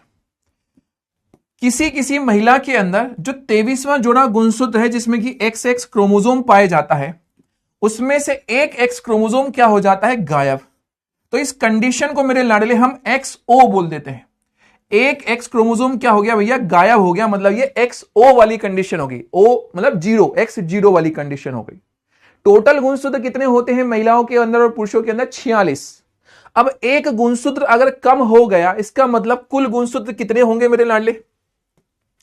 मान लो भैया एक गुणसूत्र कम हो गया, तो अब टोटल कितने हो जाएंगे? सर जी हमारे पास में जो कुल गुणसूत्र होंगे, जो टोटल क्रोमोसोम हमारे पास में देखने को मिलेंगे, कुल गुणसूत्र जो हमें देखने को मिलेंगे वो होंगे 46 की जगह पर हमारे पास में होंगे कितने? 45। 45 क्रोमोसोम हमारे पास में देखने को मिलेंगे, 45 गुणसूत्र, ठीक है ना। टोटल क्रोमोसोम हमारे पास है 45 क्रोमोसोम। सर इससे इस महिला को क्या असर पड़ेगा? मेरे लाडले ये जो महिला होंगी ना, ये पूरी तरह से आपको महिला के जैसे दिखाई नहीं देगी। मतलब सर, मतलब इसके ब्रेस्ट का साइज प्रॉपर नहीं होगा, इसका जो अंडाशय है, ओवरी है, वो प्रॉपर अच्छे से डेवलप नहीं होंगे, और ये जो महिला है वो अपने बच्चे भी पैदा नहीं कर सकेगी, मतलब ये बांझ होगी मेरे लाडले, ठीक है ना, ये बच्चे भी पैदा नहीं कर सकेगी। मेरी बात समझ में आ गई? इस कहानी को हम किस नाम से जानते हैं? टर्नर सिंड्रोम के नाम से इसको हम जानते हैं। तो आपको मैंने टोटल और टोटल 3 तरह के मेरे लाडले गुणसूत्रीय विकार मैंने आपको 3 पढ़ा दिए हैं। पहला मैंने आपको पढ़ाया है डाउन सिंड्रोम, दूसरा मैंने पढ़ाया क्लाइनफिल्टर सिंड्रोम, और तीसरा मैंने आपको पढ़ा दिया टर्नर सिंड्रोम। ठीक है मेरे बच्चा, मेरी बात समझ में आपको आ गई है क्या? क्या आपको मेरी ये बात समझ में आ गई है? तो एक बार फायर इमोजी भेज दो। मैं फिर से एक बार बता दूं, डाउन सिंड्रोम 21वें गुणसूत्र में एक एक्स्ट्रा क्रोमोसोम आने की वजह से होता है। डाउन सिंड्रोम में कुल गुणसूत्रों की संख्या 47 होती है। क्लाइनफिल्टर सिंड्रोम पुरुषों के अंदर जो 23वां जोड़ा गुणसूत्र है, उसमें एक एक्स्ट्रा एक्स गुणसूत्र के आने की वजह से होता है। ठीक है, इसमें कुल गुणसूत्र की संख्या 47 होती है। ठीक है, टर्नर सिंड्रोम महिलाओं में होता है। 23वें जोड़े गुणसूत्र में से एक एक्स गुणसूत्र कम हो जाता है, जिसकी वजह से टोटल नंबर ऑफ गुणसूत्र 45 रहते हैं, और कंडीशन XO होती है, टर्नर सिंड्रोम कहलाती है। मेरी इतनी अगर बातें आपको समझ में आ गई हैं, तो आप एक बार फायर इमोजी भेज करके बताएंगे। आपके मैं डाउट देखूंगा और आप मुझे इस सवाल का जवाब देंगे। चलिए, अगर पूरा पेयर आ जाए, अगर 47 हो जाए, तब बहुत अच्छा सवाल आपने पूछा है। और आप में से और भी कुछ बच्चे होंगे जिनके मन में ये सवाल होगा कि सर मान लो ये ऐसा हो जाए, पूरा एक जोड़ा आ जाए, मान लो 22वें में चेंज आ गया, मान लो 8वें में चेंज आ गया, मान लो 5वें में चेंज आ गया, तो मेरे लाडले उसके बारे में हमें जानकारी अभी नहीं है। अगर कोई ऐसा पर्सन दिखाई दिया, साइंटिस्टों को पता चला, साइंटिस्टों ने उसके ऊपर एनालिसिस किया और फिर पता चला कि भैया इसमें 22वें जोड़े में चेंज हो जाता है, तो इस तरह का परिवर्तन हो जाता है, तो मेरे लाडले इसी को हम क्या बोल देते हैं, फिर हम पढ़ते हैं। पर अभी हमने साइंटिस्टों को पता नहीं चला, तो हमें भी पता नहीं चला, इसलिए हम इस बारे में डिस्कशन नहीं करेंगे कि सर मान लो एक जोड़ा पूरा हो गया, मान लो सर 8वें में चेंज हो गया। ठीक है, ओके। समझ में नहीं आया अशरा को? मेरे लाडले अशरा, समझ में न आने के पीछे के 10 रीजन होंगे, और क्या समझ में नहीं आया ये बताना आपको पड़ेगा। पहला रीजन ये होगा आपने पुराने टॉपिक्स नहीं पढ़े हैं। दूसरा रीजन ये है मेरे लाडले कि आप पहली बार ही देख रहे हैं। तीसरा रीजन और भी कुछ हो सकते हैं। क्या समझ में नहीं आया ये आपको बताना पड़ेगा, क्योंकि यहां पे जनता जनार्दन फायर इमोजी भेज चुकी है मेरे लाडले, और जनता जनार्दन ने फायर इमोजी भेजा है, मतलब उनको समझ में आया है। हाँ मेरे लाडले, इसको किन्नर कहते हैं। यस मेरे लाडले, सही बोल रहे हो। चलो कौशल भाई बताएंगे अभी सिंड्रोम क्या है, क्योंकि ये तो साइंटिस्ट के नाम है। सिंड्रोम का मतलब बीमारी होता है। 2n-1 या 44+X होगा सर। क्या गायनेकोमेस्टिया सिर्फ इसी वजह से होता है या हार्मोन की वजह से? बेटा कभी कभी हार्मोन की वजह से भी गायनेकोमेस्टिया होता है, कभी कभी हार्मोन की वजह से भी होता है। फीमेल में बोर्ड का आना, बियर्ड का आना कौन कौन सा क्रोमोसोम का लक्षण होता है? मेरे लाडले, किसी किसी फीमेल के अंदर नॉर्मली थोड़ी सी मूछी आ जाती है, वो इट्स नॉर्मल, वो टेस्टोस्टेरोन ज्यादा हो जाता है इस वजह से। ठीक है ना, ऐसा जरूरी नहीं है कि क्रोमोसोम का चेंज आया, कभी कभी नॉर्मल एक टेस्टोस्टेरोन हार्मोन जो होता है उसकी वजह से भी हो सकता है। सर तीनों आईएमपी है मेरे लाडले, तीनों बहुत ज्यादा आईएमपी है। क्या ऐसे लोग रिप्रोडक्शन नहीं कर सकते? हाँ बिल्कुल बेटा, ये लोग जो होते हैं वो बच्चे पैदा नहीं कर सकते। ठीक है ना। क्लाइनफिल्टर सिंड्रोम होता क्यों है सर? गर्ल में XX क्रोमोसोम, बॉय में XY क्रोमोसोम होता है, फिर XXY कैसे होता है सर? रिंकी मेरे बच्चा, मैंने पहले ही बताया आपको पहले ही मैंने बताया मेरे लाडले कि जब शुक्राणु और अंडाणु का निर्माण हो रहा होता है, तो उस समय पर कोशिका विभाजन के दौरान कुछ गड़बड़ी हुई होगी। कोशिका विभाजन के समय कोई गड़बड़ी हुई होगी जिसकी वजह से एक क्रोमोसोम एक्स्ट्रा हो गया, दैट्स इट, और उसी की वजह से ये बीमारी हो गई। ठीक है ना। चलो, आप में से कुछ बच्चों का ये डाउट हुआ कि सर ऐसे कैसे ज्यादा हो गया।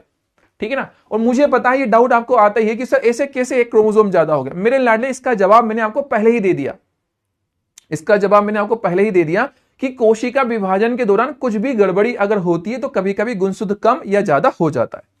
आपकी मेरे लाडले पहली क्लास है तो मैं बहुत ज्यादा माफी चाहूंगा, क्योंकि मेरे बच्चा बहुत अभी इस चैप्टर के अंदर मैंने पुराने आपको लेक्चर्स पढ़ाए हैं, लेक्चर्स पढ़ाए हैं, उन सारे लेक्चर्स की भी कुछ बातें हैं जो यहाँ पे काम आ रही है, पिछले लेक्चर की कुछ बातें हैं जो आपको यहाँ पे काम में आ रही है।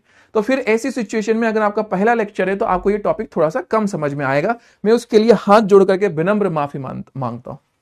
चलो, इस सवाल का पर अच्छी बात है अगर आप मुझे पहले ही बता देते हैं कि सर आज पहला लेक्चर है इसलिए समझ में नहीं आया, तो बहुत अच्छा लगता है।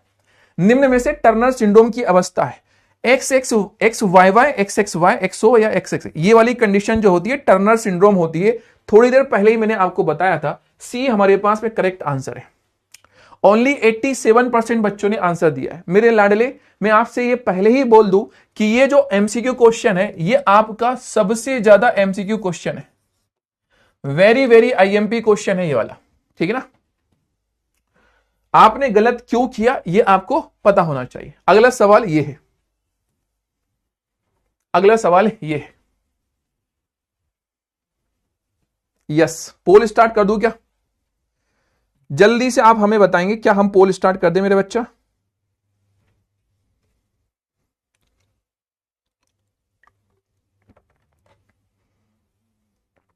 जल्दी से आप हमें बताएंगे, क्या हम पोल स्टार्ट कर दें मेरे बच्चा? यस, पोल स्टार्ट कर दिया।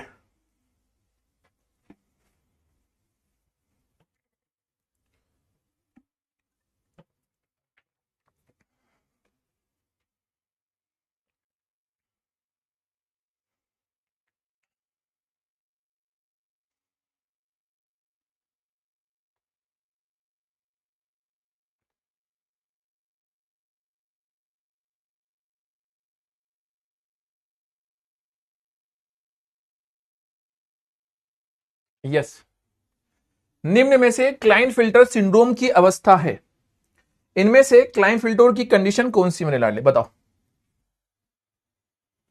मेरे बच्चा, मैंने आपको थोड़ी देर पहले ही कहा था कि भैया पुरुषों के अंदर एक एक्स्ट्रा एक्स क्रोमोसोम का आ जाना, XXY हो जाना, ये हमारे पास में क्लाइन सिंड्रोम की कंडीशन होती है। B is the correct answer. B पे लॉक लगाया। ओनली 88% बच्चों ने इसका आंसर दिया। 5% बच्चे अब यहां पे बोल रहे हैं ये वाला ऑप्शन। बेटा ये टर्नर का था मेरे बच्चा। ठीक है ना। ओके सर, क्या हुआ मेरे लाडले? आप में से किसी ने कहा सर कुछ करिए, कुछ करिए। किस बारे में कुछ करिए? किस बारे में कुछ करिए बताओ। हाँ जी, आगे की तरफ चले मेरे लाडले, आपकी परमिशन हो, with your permission. Okay. Hello Aparajita ji, आपको जन्मदिन की बहुत बहुत सारी शुभकामनाएं, और आप अच्छे से मेहनत करते हुए चलें, इसी तरह से आप लगे हुए रहें, अपने माता पिता का थोड़ा सा हमारा नाम आप रोशन करते हुए चलें। बस यही इस प्यारे से दिन पर आपके लिए हमारी दुआ है ऊपर वाले से, कि आपको वो हमेशा एक सही रास्ते पर एक अच्छी मेहनत के साथ में वो आपको ऊपर वाला जो है वो आपके साथ चलें, गाइड करते हुए चलें, और जिन भी भगवान जी को आप मानते हैं वो हमेशा अपनी कृपा आपके ऊपर रखें। बस इतनी सी उनसे प्रार्थना है। चलिए चलिए, ओके सर, ठीक है, डन डन डन डन। कुछ डाउट है आपके? मैं पहले डाउट देख लेता हूं। बांझ कैसे होता है? मान्य मेरे बच्चा, अभी तो बताया यार। बांझ कैसे होता है ये पूछ रहे हो? बांझ का मतलब क्या होता है ये पूछे। बांझ का मतलब जो बच्चे पैदा ना कर सके। बांझ कैसे होते हैं अभी बताया। टर्नर सिंड्रोम हुआ तो बांझ हो जाएंगे। XXY वाले लोग को जन्म दे सकते हैं। हाँ बेटा, जन्म दिया जा सकता है, इनका जन्म ही तो होता है, इनका जन्म ही तो होता है, इनका जन्म दिया जाता है। ट्रांसजेंडर में XXY क्रोमोसोम होता है, और क्या सर XXX भी कोई क्रोमोसोम होता है? हाँ डोली, ये वाली XXX वाली कंडीशन में बताऊंगा, और ट्रांसजेंडर में XXY होता है मेरे लाडे। ठीक है ना। चलो, ये क्या होता है? क्या ये जेनेटिक डिसऑर्डर है? चलो मैं तुम्हें इस बारे में तुम्हें बहुत ज्यादा इसके आदित्य भाई का ये जो डाउट है इन बारे में, इस बारे में मैं आपको बहुत ज्यादा अभी थोड़ा डिटेल में बता दूंगा, उसके बारे में टेंशन मत लो, ठीक है ना। याली मेहरबानी,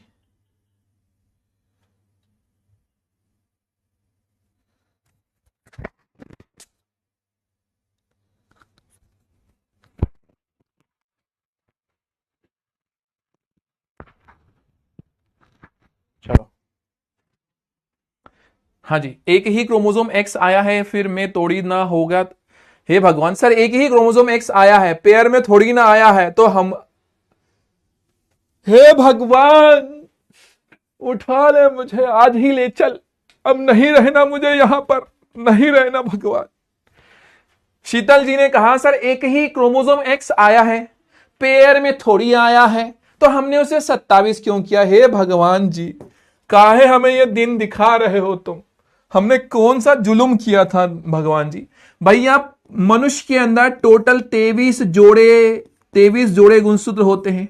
23 जोड़े का मतलब हो गया है 46 गुणसूत्र। 23 जोड़े गुणसूत्र का मतलब है 46 गुणसूत्र। क्या आप इस बात को जानते हो? क्या आप इस बात को जानते हो? यस, अगर जानते हो तो फायर इमोजी भेज दो। मनुष्य में टोटल गुणसूत्र होते हैं 23 जोड़े गुणसूत्र। 23 जोड़े का मतलब हो गया भैया 46 गुणसूत्र। आप इस बात को जानते हो? हां सर जानते हैं। अब देखो, एक एक्स्ट्रा एक गुणसूत्र इसमें घुस गया, एक एक्स्ट्रा एक्स घुस गया, ठीक है भैया। एक अगर एक्स्ट्रा घुस गया तो ये 46 में एक एक्स्ट्रा घुस गया तो कितना हो गया? 47 हो गया। क्या मैंने कुछ गलत पढ़ाया? नहीं। क्या मैंने कुछ गलत पढ़ाया? बोलो भैया। नहीं सर, ठीक है ना। ओके, अगर आपको ये इसमें कंफ्यूजन है, मैंने लाने 23 जोड़े को ही हम 46 बोलते हैं। शीतल मेरे बच्चा टेंशन ना लो, मतलब मैं थोड़ा सा इन लोगों को हंसी खुशी देने के लिए ऐसा मजे ले लेता हूं, बाकी कोई दिक्कत नहीं। अगर इस तरह का डाउट भी है मेरे लाडले, आप मुझसे पूछ सकते हो। आई एम सो सॉरी, मतलब अगर आपको बुरा लगा हो तो दिल से, ठीक है ना। आपको कंफ्यूजन क्या हुआ है कि 23 जोड़े थे तो 47 कैसे हो गए मेरे बच्चों? अबे ये क्या हुआ मेरे लाडली? 23 जोड़े हैं, इसका मतलब 46 है। जैसे मान ले 23 दूल्हा दुल्हन के जोड़े एक साथ बिठाए तो लोग कितने हो गए? 46 हो गए ना। जोड़े का मतलब 46, समझा ना मेरे बच्चा? दो दो दो दो तो 46 हो गए। अब एक एक्स्ट्रा घुस गया तो उसको हम बोलते हैं 47। ठीक है मेरे बच्ची, कोई कंफ्यूजन है क्या इसमें? नहीं सर। ओके, तुम लोगों के मन में एक बहुत ज्यादा सवाल गया है, कंफ्यूजन गया, मैं थोड़ा सा उसको दूर कर देता हूं। देख मेरे भैया, एक तुमने नाम सुना है ट्रांसजेंडर, तुम लोगों ने नाम सुना है ट्रांसजेंडर, ठीक है ना। मैं थोड़ा हंसी मजाक नहीं कर सकता भैया, तुम लोगों ने थोड़ा सा मतलब अब समझ जाओ यार, देखा होगा ना ट्रांसजेंडर वाली कंडीशन। ट्रांसजेंडर वाली कंडीशन मतलब थोड़ा सा मतलब वो थोड़ा मतलब है पुरुष जैसा है लेकिन उसके अंदर महिला वाले कैरेक्टर। ये एक्चुअल में क्लाइनफेल्टर वाली कंडीशन हो गया। क्लाइनफेल्टर वाले जो लोग हो गए, क्लाइनफेल्टर वाले, उसको हमने बोल दिया भैया वो क्या हो गया हमारे पास में? ट्रांसजेंडर हो गया। जो क्लाइनफेल्टर वाले लोग होते हैं ना, उसको हम क्या बोल देते हैं? ट्रांसजेंडर बोल देते हैं, ठीक है। अब आपने दूसरा एक शब्द सुना हुआ है गे, तुम लोगों ने एक दूसरा शब्द सुना हुआ है गे। ये दो तरह के तुम लोग मेरे पास में अभी डाउट ज्यादा भेज रहे हो। वैसे इसका टॉपिक से रिलेशन ज्यादा है नहीं, बट फिर भी फॉर योर काइंड इंफॉर्मेशन, आपको नॉलेज रहे इसलिए मैं आपको इस बारे में बता रहा हूं, क्योंकि भैया 12th के स्टूडेंट आपको पता होना चाहिए।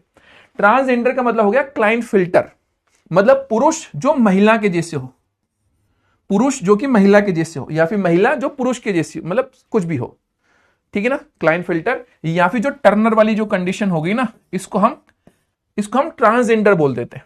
इन्हीं को हम ट्रांसजेंडर बोल देते हैं। ये जो पुरुष होगा, ये पुरुष में महिलाओं के लक्षण होंगे।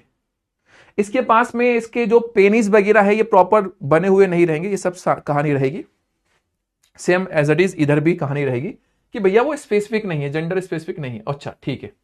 अब आपने जो दूसरा मुझसे सवाल पूछा है वो है गे। सर गे का मतलब क्या होता है? गे का मतलब हो गया मेरे लाडले, ये मेल है।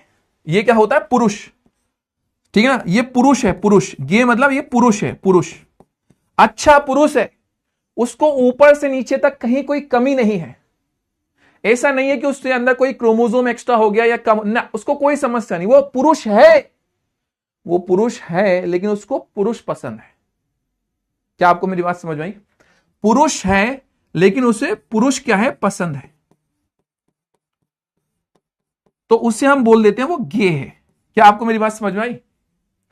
है तो वो मेल, और अच्छा मेल है। अच्छा मेल इन द सेंस भैया सब चीजें नॉर्मल है, ऐसा नहीं है कि उसका ब्रेस्ट बड़ा, ऐसा वैसा कुछ नहीं है, वो नॉर्मल प्रॉपर हट्टा कट्टा मेल जैसा दिखाई दे रहा है, बट उसके अंदर से फीमेल को लेकर के कोई फीलिंग्स नहीं है, उसके अंदर अट्रैक्शन नहीं है। जैसे जनरली ह्यूमन मतलब नेचर में ये चलता है कि मेल को फीमेल से अट्रैक्शन होता है, फीमेल को मेल से, बट ये मेल इसके अंदर फीमेल की बजाय किसी दूसरे मेल से क्या है अट्रैक्शन है। तो फिर इस पुरुष को हम क्या बोल देंगे? गे बोल देंगे। इस पुरुष को हम क्या बोल देंगे? गे बोल देंगे। क्या आपको मेरी बात समझ में आ रही है? क्या आपको मेरी ये बात समझ में आ रही है? ठीक है, तो ट्रांसजेंडर अलग चीज होती है, गे अलग चीज होती है, दोनों अलग अलग चीज है। ठीक है, एक और मैं बता देता हूं आपको, एक होता है हमारे पास में लेस्बियन। ठीक है, ये क्या कहानी होती है?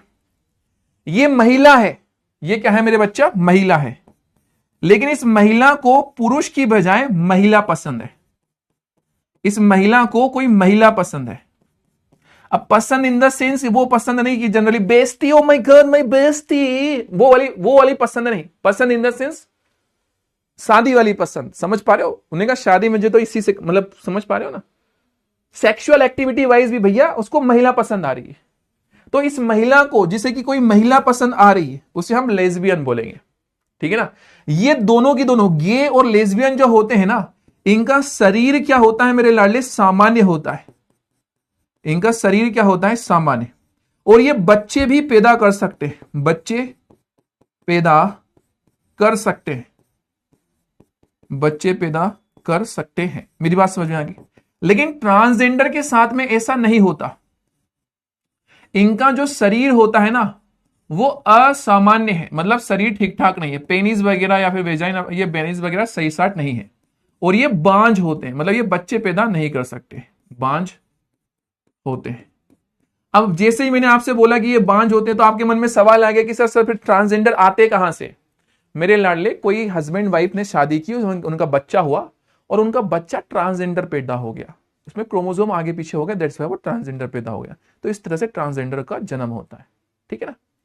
क्या अब आपको मेरी बात समझ में आ गई? अगर हाँ तो एक बार फायर इमोजी भेज दो। अब इससे ज्यादा गहराई में क्या बताऊं? ओके, हाँ यही तो लिखा है। लेस्बियन कौन होती है? महिला। महिला को हम लेस्बियन, ऐसी महिला जिसको कि महिला पसंद हो उसको हम लेस्बियन बोलते हैं। गे को हिंदी में क्या कहते हैं भैया? यार भैया गे को हिंदी में क्या कहते हैं बेटा? हिंदी में कोई शब्द नहीं दिया गया यार उसको, हम तो, ठीक है ना?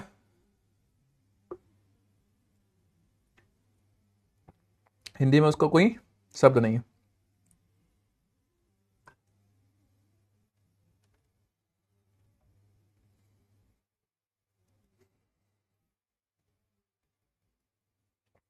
ठीक है, ओके,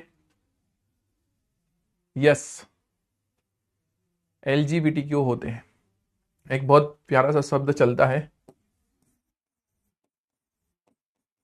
ये एक पूरा कम्युनिटी होती है। ठीक है ना? LGBTQ, L का मतलब क्या हो गया? लेस्बियन, G का मतलब क्या हो गया? गे, B का मतलब क्या होता है? बाइसेक्सुअल, B का मतलब होता है बाइसेक्सुअल, बाइसेक्सुअल। अब बाइसेक्सुअल का मतलब और ज्यादा अलग होगा, है ना? और T का मतलब ट्रांसजेंडर, और Q का मतलब हो गया क्यूअर। अब तुम लोगों को तीन चीजों में ज्यादा कंफ्यूजन था, इन तीनों में मैंने तीनों का कंफ्यूजन दूर कर दिया। ओके, हे भगवान, एक बात, सर जो गे और लेस्बियन है वो ऐसा क्यों होता है? मेरे लाडले बहुत से रीजन होते हैं यार उसके, एक आधा रीजन नहीं होता है। मतलब ऐसा कुछ यूनिक, एक स्पेशल, कुछ स्पेसिफिक नेचर फिकाता नहीं है। हार्मोनल कुछ रीजंस हो सकते हैं, उसकी अंदरूनी भावनाएं ऐसी हो सकती है, अंदर की भावनाएं उसकी ऐसी होती है कि वो महिला की तरफ ज्यादा अट्रैक्टेड हो जाती है। मेनी रीजंस, एक आधा कोई फिक्स रीजन नहीं है, बहुत सारे अलग अलग रीजंस होते हैं जिसकी वजह से ऐसा हो जाता है, बहुत सारे, कोई एक फिक्स रीजन नहीं है, ऐसे बहुत से रीजन होते हैं। ठीक है ना? बाइसेक्सुअल का मतलब क्या होता है? ऐसा मेल या ऐसी फीमेल जिसको कि दोनों चीजें पसंद हो, मेल भी पसंद हो फीमेल भी पसंद हो, उसको बाइसेक्सुअल बोलते हैं। ठीक है, खैर इन दोनों के ऊपर मत जाओ, ऊपर तीनों पे ही समझ जाओ। चलो ऊपर तीनों पे ही समझ जाओ, बहुत अच्छा है आपके लिए। चलो ठीक है सर, इतनी बात समझ में आ गई है। आओ अब तुम्हें दो चीज और मैं पढ़ा दूं, ठीक है ना, दो चीज और तुम्हें मैं बता दूं, ध्यान से सुनना मेरे लाडले। आपसे ये पूछा नहीं जाएगा, बट आई नो दैट अभी थोड़े दिन में आपके स्कूल चालू हो जाएगी, स्कूल में कहीं ना कहीं आप किसी न किसी बुक किताब में, आपकी आदत है इधर उधर झांकोगे आप, तो आपको एक कंडीशन दिखाई देगी, नाम होगा उसका हमारे पास में अति नर। अति नर, अति नर क्या होता है, इसे हम बोलते हैं भैया ये सुपर मेल होते हैं, सुपर मेल होते हैं। सर इसका मतलब क्या है, बता रहा हूं मेरे लाडले। जनरली जो आपके मेल होते हैं उसके अंदर एक एक्स क्रोमोसोम होता है और एक वाई क्रोमोसोम होता है, ये मैंने आपको पढ़ाया है बहुत बार। कभी कभी किसी मेल के अंदर एक एक्स्ट्रा क्या आ जाता है, वाई क्रोमोसोम आ जाता है। अगर एक एक्स्ट्रा वाई क्रोमोसोम आ गया तो उसकी वजह से वो मेल जो होगा उसके अंदर बहुत ज्यादा मेल वाला लक्षण आ जाएगा, पुरुषों वाला लक्षण थोड़ा ज्यादा आएगा। सर पुरुषों वाला ज्यादा लक्षण आ जाएगा मतलब, पुरुषों के अंदर नेचर होता है थोड़ा सा गुस्सेल प्रवृत्ति का नेचर होता है, पुरुषों का होता है ना, थोड़ा जल्दी से गुस्सा होते हैं। महिलाओं के अंदर थोड़ा सा केयर वाला नेचर होता है, थोड़ा सा प्यार वाला इमोशन वाला नेचर होता है महिलाओं का, और पुरुषों का जो नेचर है जो भगवान ने बनाया है वो थोड़ा सा गुस्सेल वाला है। तो वाई क्रोमोसोम एक एक्स्ट्रा आ जाने की वजह से ये जो मेल होते हैं ना, इनमें बहुत ही ज्यादा भाई साहब मेल वाला कैरेक्टर, वो गुस्सेल नेचर आ जाता है। इनको अगर मान लो किसी ने कुछ बोल दिया, फॉर एग्जाम्पल के लिए तुम बोल देते हो कि अरे सर जी समझ में नहीं आई, इतनी मेहनत करने के बाद में। अगर कोई सुपर मेल होता है मेरी जगह पर, तो वो कुछ अपने ही फोन को ऐसे उठाता और उठा करके ऐसा टीवी में खींच करके मार देता, समझ में नहीं आता, ऐसे करके वो मार, मतलब बहुत ज्यादा गुस्सेल प्रवृत्ति का वो होता है। ठीक है ना, एक्सट्रीम लेवल का गुस्सेल, एक्सट्रीम लेवल मतलब चाकू वाकू भी मार दे ऐसा वाला। ओके, एक एक्स्ट्रा क्रोमोसोम आने की वजह से, तो उसे हम क्या बोलते हैं, अतिनर। इसको ज्यादा डिटेल में आपको ध्यान रखने की जरूरत नहीं है, अगर आपके लिए आईएमपी होता तो मैं आपको बताता। ठीक है ना, मैंने बस आपको ऊपर ऊपर से बता दिया, रीजन बिहाइंड इट, क्योंकि आप कहीं ना कहीं सुनोगे, और मैं नहीं चाहता कि मेरे बच्चे को, मतलब मेरे लाडलों को कहीं भी कोई भी ऐसा शब्द नजर आए जो बिना पढ़ा हुआ हो। चलिए दूसरी कंडीशन हमारे पास में होती है ABCD के बाद में आता है E, ये होती है अति मादा। इसे हम सुपर फीमेल के नाम से जानते हैं, सुपर फीमेल। अगर मान लो भैया फीमेल के अंदर भैया नेचर होता है, मतलब जो क्रोमोसोम होते हैं वो XX होते हैं, अब 2X की जगह पर 3 एक एक्स्ट्रा X हो जाए, तो ऐसी महिलाओं को हम सुपर फीमेल के नाम से क्या करते हैं, जानते हैं। याद रहेगा ना, ठीक है। तो क्लाइनफिल्टर सिंड्रोम में मैंने आपको बताया XXY होता है क्लाइनफिल्टर सिंड्रोम, टर्नर सिंड्रोम XO होता है, सुपर मेल XYY होता है, और सुपर फीमेल XXX होता है। ठीक है, ओके सर जी, डन डन डन डन। चलिए खटाक से एक बार फायर इमोजी भेज करके मेरे बच्चा मुझे बता दो, धड़ाधड़ फायर इमोजी भेज करके मुझे बता दो, ठीक है ना। ओके, मैं तुम लोगों से एक सवाल पूछना चाह रहा हूं। देखो यार, देखो मेरे लाडले, हम बहुत तबीयत से चीजों को पढ़ रहे हैं, बट मेरी तबीयत से पढ़ाने का जो उद्देश्य है मेरे लाडले, इतनी मेहनत करने का उद्देश्य जो है, वो तब तक फुलफिल नहीं होगा जब तक तुम लोगों को सवाल नहीं बनेंगे, जब तक तुम लोगों का रिजल्ट नहीं सुधरेगा, तब तक मेरा उद्देश्य पूरा नहीं होगा। मैं ये नहीं चाहता हूं कि तुम सभी लोग 90% बना लो, नहीं, मैं बस इतना सा चाहता हूं कि अगर तुम अभी तक 60% बनाने वाले स्टूडेंट की कैटेगरी के अंदर हो, तो तुम लोग जंप कर जाओ 70% 75% बनाने वाले स्टूडेंट की कैटेगरी में। अगर हम अभी 60% बनाने वाले बच्चे हैं, हम अभी हमारी इतनी क्षमता है, तो हम अपनी क्षमता को यहां पहुंचा ले, तब भी तुम मेरे लिए टॉपर कहलाओगे। अगर तुम अभी 70% की उसमें आते हो, दायरे में आते हो, तो तुम लोग अपनी क्षमता को 80% पर बना ले जाओ, 80% बना ले जाओ, तो तुम मेरे टॉपर हो। तुम अगर 80% बनाने वाले बच्चे हो, तुम अपने परसेंटेज को 90 पर ले जाओ, तो तुम मेरे टॉपर हो। तुम अभी सिर्फ 50% बनाने वाले बच्चों की लिस्ट में आते हो, तुम अपने परसेंटेज 65% तक भी अगर ले गए, तो तुम मेरे टॉपर हो। कहने का मेरा सीधा सा मतलब है कि मैं नहीं चाहता कि तुम सब 90 से ऊपर बनाओ, मैं बस ये चाहता हूं तुम अभी जहां पर हो वहां से ऊपर पहुंचो, बस इतने में मेरा दिल जो है वो खुश हो जाएगा। ठीक है ना? ओके मेरे बच्चा, I don't want any thing else. ठीक है ना? मैं कभी ऐसा आकर के ये भी दिखावा नहीं करूंगा कि दिस इज माई स्टूडेंट, नहीं। तुम सक्सेस तुमने अचीव कर ली, दैट्स इट, मेरा मन वहां पे भर जाएगा। ठीक है? Okay sir. और उसके लिए मेरे लाडले सिर्फ मेरी मेहनत नहीं, तेरी मेहनत भी बहुत चाहिए यार मुझे। हर लेक्चर तेरे लिए आईएमपी है, हर लेक्चर तेरे लिए जरूरी है, ये ध्यान रखना। ठीक है? ओके चलिए, अब मैं एक इस टॉपिक को और पढ़ाना चाहता हूं। मुझे एक बार मैं पोल शुरू कर देता हूं। मेरा उद्देश्य है मैं इस टॉपिक को पढ़ाऊं, बट फिर भी तुम लोग मुझे बता दो, मतलब आप लोगों का मन है या फिर नहीं। मैं चाहता हूं अगर 70% बच्चों ने कहा यस तो हम इस टॉपिक को पढ़ेंगे। ठीक है ना? 70% बच्चों ने अगर यस कहा कि हाँ सर पढ़ाइए, तो फिर हम इस टॉपिक को पढ़ेंगे। 70% बच्चे।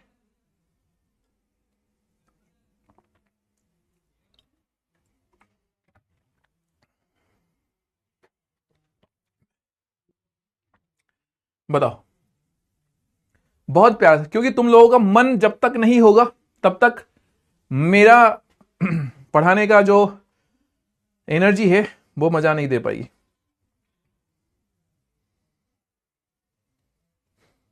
ठीक है? Okay okay okay. एक बहुत अच्छा टॉपिक अब हम डिस्कस करने वाले हैं, जिसका नाम है हमारे पास में सिकल सेल एनीमिया। इसी को हम दात्र कोशिका अरक्तता के नाम से जानते हैं। अगेन मैं फिर से कह दूं, it's a one of the most most most famous topic in class 12th biology. ये बहुत ज्यादा फेमस हमारे पास में क्या है टॉपिक है। ओके ठीक है मेरे बच्चा। एनी कंफ्यूजन मित्र? बोलो मेरे मित्र। सरप्राइज आज नहीं, सरप्राइज आज नहीं, अभी आज हैंड टू हैंड नहीं मिलेगा। चलो ओके। तो 74% बच्चों ने ये कहा कि हाँ जी सर पढ़ाइए। और एज यू नो, जैसा कि मैंने आपसे कहा कि जो आपने कहा है, अरे यार ये क्या हो जाता है वे। चलो सुनना जरा ध्यान से मेरे लाडले। जो 25% बच्चे हैं जिन्होंने कि नो कहा, मेरे लाडलो थोड़ा सा अपने आप को और ज्यादा स्ट्रॉन्ग करते हुए चलो। उन्होंने कहा भैया खुद को खुद से सुधारते हुए चलो, पढ़ाई कराओ, ज्यादा से ज्यादा करते हुए चलो। आओ देखो भैया, एक प्यारी सी बात सुनना, ध्यान से सुनना। ये कॉन्सेप्ट बहुत आराम से आपको समझ में आ जाएगा मेरे लाडले। जो आरबीसी का आकार होता है, आरबीसी का आकार, कभी आपने सुना है कि आरबीसी? नहीं सुना है तो मैं आपको बता दूं, हमारे ब्लड के अंदर एक कोशिका पाई जाती है जिसका नाम होता है रेड ब्लड सेल, लाल रक्त कोशिका। और ये जो लाल रक्त कोशिका है, ये जो रेड ब्लड सेल है मेरे लाडले, ये कचोरी के जैसे आपको दिखाई देती है। सर कचोरी के जैसे का मतलब क्या होता है? इसका आकार होता है कुछ इस तरह का, इसका आकार होता है मेरे लाडले कुछ इस तरह का, इस तरह से ये आपको दिखाई देती है। और इस शेप को मेरे लाडले हम बोलते हैं द्विअवतल शेप, या फिर इसको हम बोलते हैं वाई कॉन्केव शेप। ठीक है ना? आरबीसी का जो आकार है वो कैसा होता है मेरे लाडले? द्विअवतल। इंग्लिश में इसको हम बोलते हैं भैया ये वाई कॉनकेव हो गया, वाई कॉनकेव हो गया। ठीक है।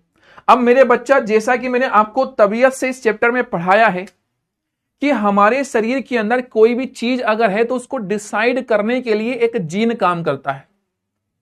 हमारी आरबीसी का आकार बनाने के लिए भी कोई जीन होगा जो कि इस जीन को, जो कि इस आरबीसी के आकार को क्या करेगा? बनाएगा।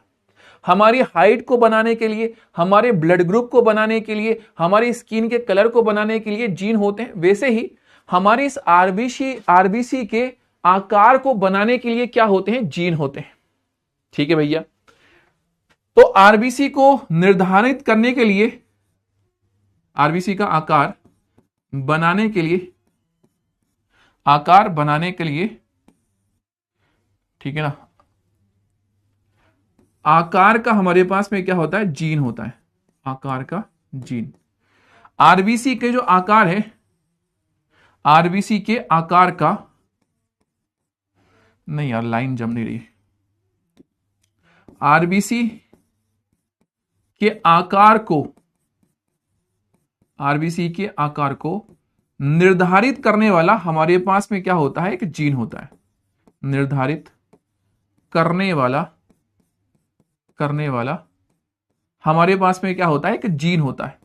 और उस जीन का मेरे लाडले हमारे पास में नाम होता है HbA जीन। ये जो HbA जीन है मेरे लाडले, ये क्या करता है, आरबीसी के आकार को डिसाइड करता है। किसको? आरबीसी के आकार को भाई साहब ये डिसाइड करता है। कौन? HbA जीन किसके आकार को? आरबीसी के आकार को डिसाइड करता है। ठीक है सर, ओके। कभी कभी मेरे लाडले, कभी कभी किसी सिचुएशन में, स्पेशल सी सिचुएशन में साइंटिस्टों को ऐसा देखने को मिला है, किसी व्यक्ति के अंदर जो आरबीसी का आकार होता है वो चेंज हो जाता है। आरबीसी का आकार चेंज होकर के हसिया आकार का हो जाता है। हसिया आकार क्या होता है? कुछ इस तरह का।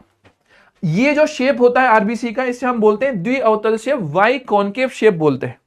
ठीक है ना। नॉर्मली ये सबसे सामान्य होता है।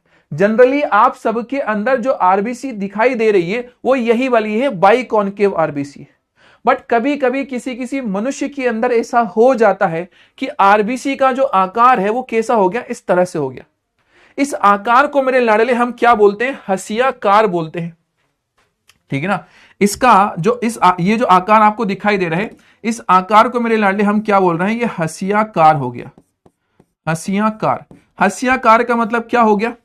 गांव पर आपने देखा होगा, गांव देहात में मेरे लाडले एक लोहे की एक स्ट्रक्चर होती है, जिससे कि घास वगैरह आप काटते हो, सब्जी वगैरह काटते हो, तो ये उसी तरह से हमारे पास में स्ट्रक्चर हो गया, हसिया के जैसा हमारे पास में ये स्ट्रक्चर हो गया। इसलिए हमने कहा कि भैया आरबीसी कैसी हो गई? हसियाकार हो गई। अब बात यह है कि भैया ये आरबीसी सर ऐसी हो क्यों जाती है? इसके पीछे का सर रीजन क्या है? सर इसके पीछे का रीजन क्या है मेरे लाडले? इसके पीछे का रीजन होता है ये जीन।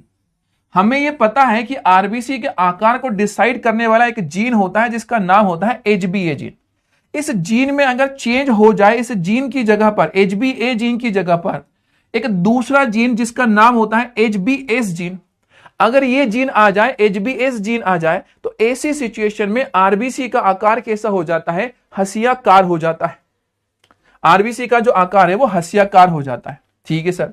इस आकार को मेरे लाडले सिकल शेप के नाम से भी जानते हो, या फिर इसी को आप दात्र आकार, दात्र मतलब वो जो हसिया होती है ना, उसको हम दराता, गांव देहात में उसके अलग अलग नाम होते हैं, उसको दराता भी बोलते हैं, इसलिए इसका नाम पड़ गया दात्र आकार, या फिर इसी को हम इंग्लिश में बोल देते हैं सिकल शेप। इसका हमारे पास में नाम हो गया सिकल शेप, सिकल आकार।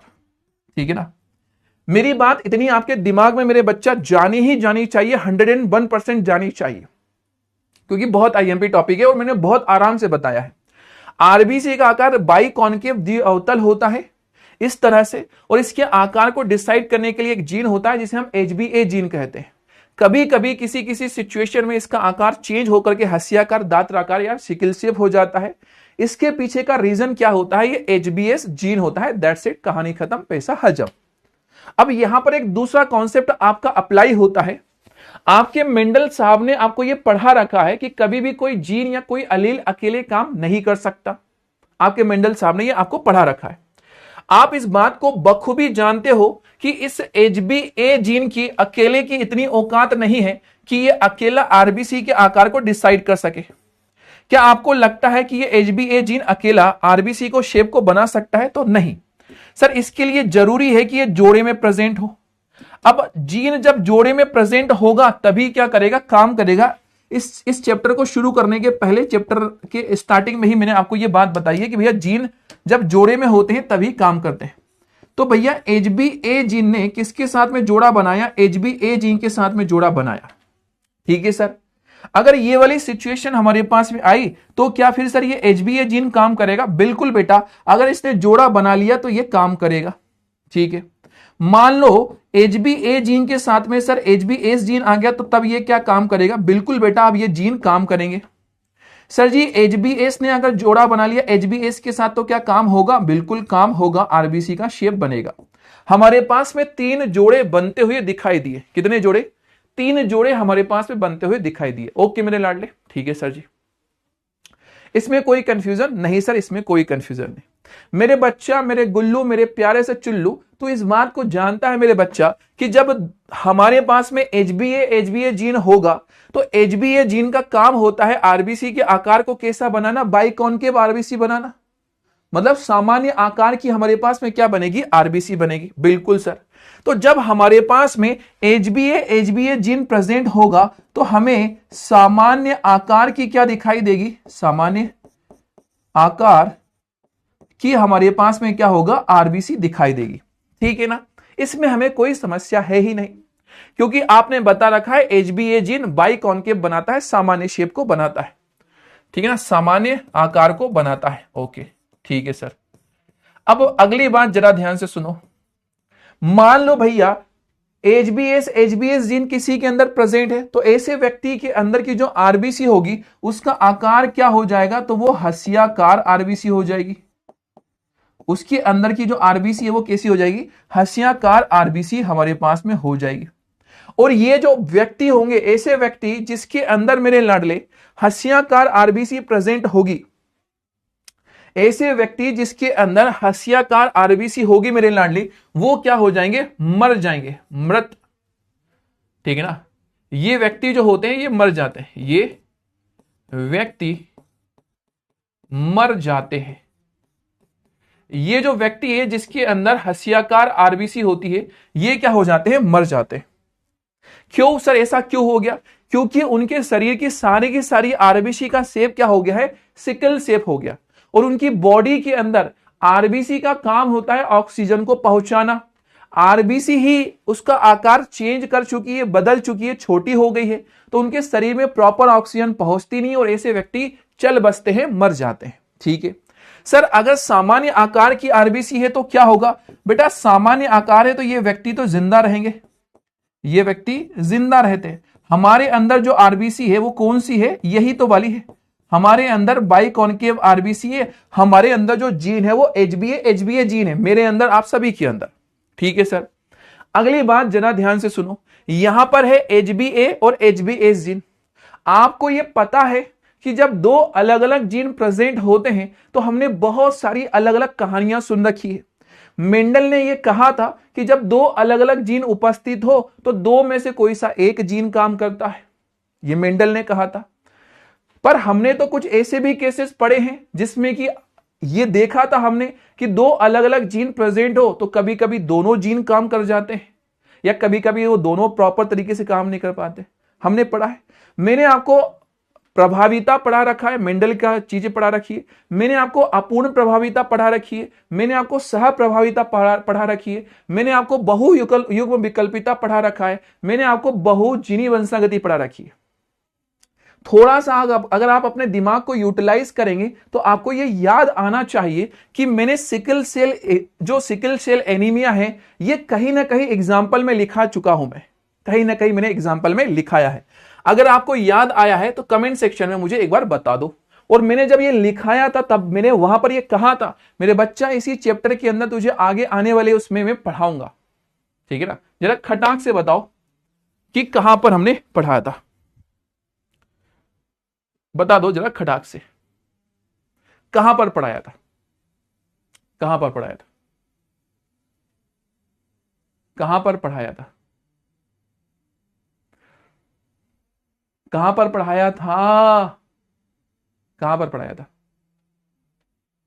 यस, आप में से मैक्सिमम तो नहीं, अभी 2-4 कमेंट, हाँ अब धीरे धीरे बहुत सारे कमेंट आने लगे।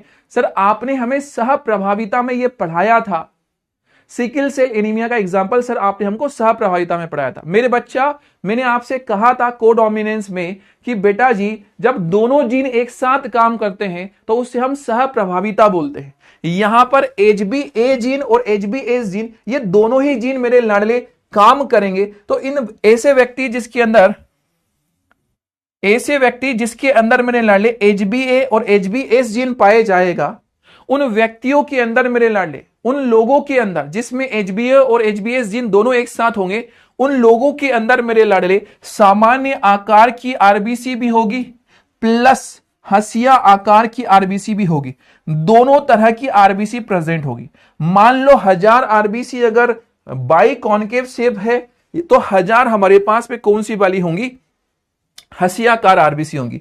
और ये जो व्यक्ति होंगे मेरे लाडले, ये क्या रहेंगे, जिंदा रहेंगे। ये जो व्यक्ति होंगे मेरे लाडले, ये जिंदा रहेंगे। आपको मेरी ये बात समझ में आ जानी चाहिए, इसमें इतना कोई भारी विशेष कॉन्सेप्ट अभी तक लगा नहीं है, तो आपको ये कहानी समझ में आ जानी चाहिए, ठीक है ना। डन डन डन डन है मेरे लाडले, ठीक है। ओके मेरे बच्चा, एनी कंफ्यूजन मेरे लाडले, कोई समस्या इसके अंदर नजर आई है तो आप मुझे बताओ। डन डन डन डन, इसमें कोई कंफ्यूजन?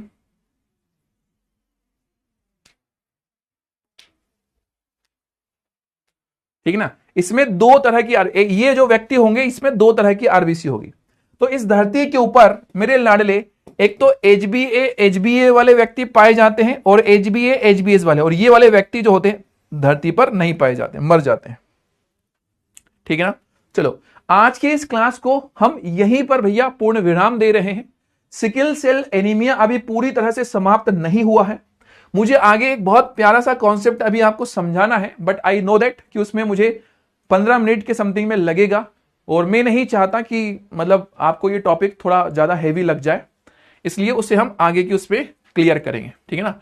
नेक्स्ट जो हमारे पास में क्लास होगी मेरे लाडले, अगली जो क्लास होगी, कल की जो क्लास होगी, उसमें हम बातों को यहीं से, इसी वाली स्लाइड से क्या करेंगे, शुरू करेंगे। यहीं से हम बातों को शुरू करेंगे। ओके ठीक है सर, चलिए।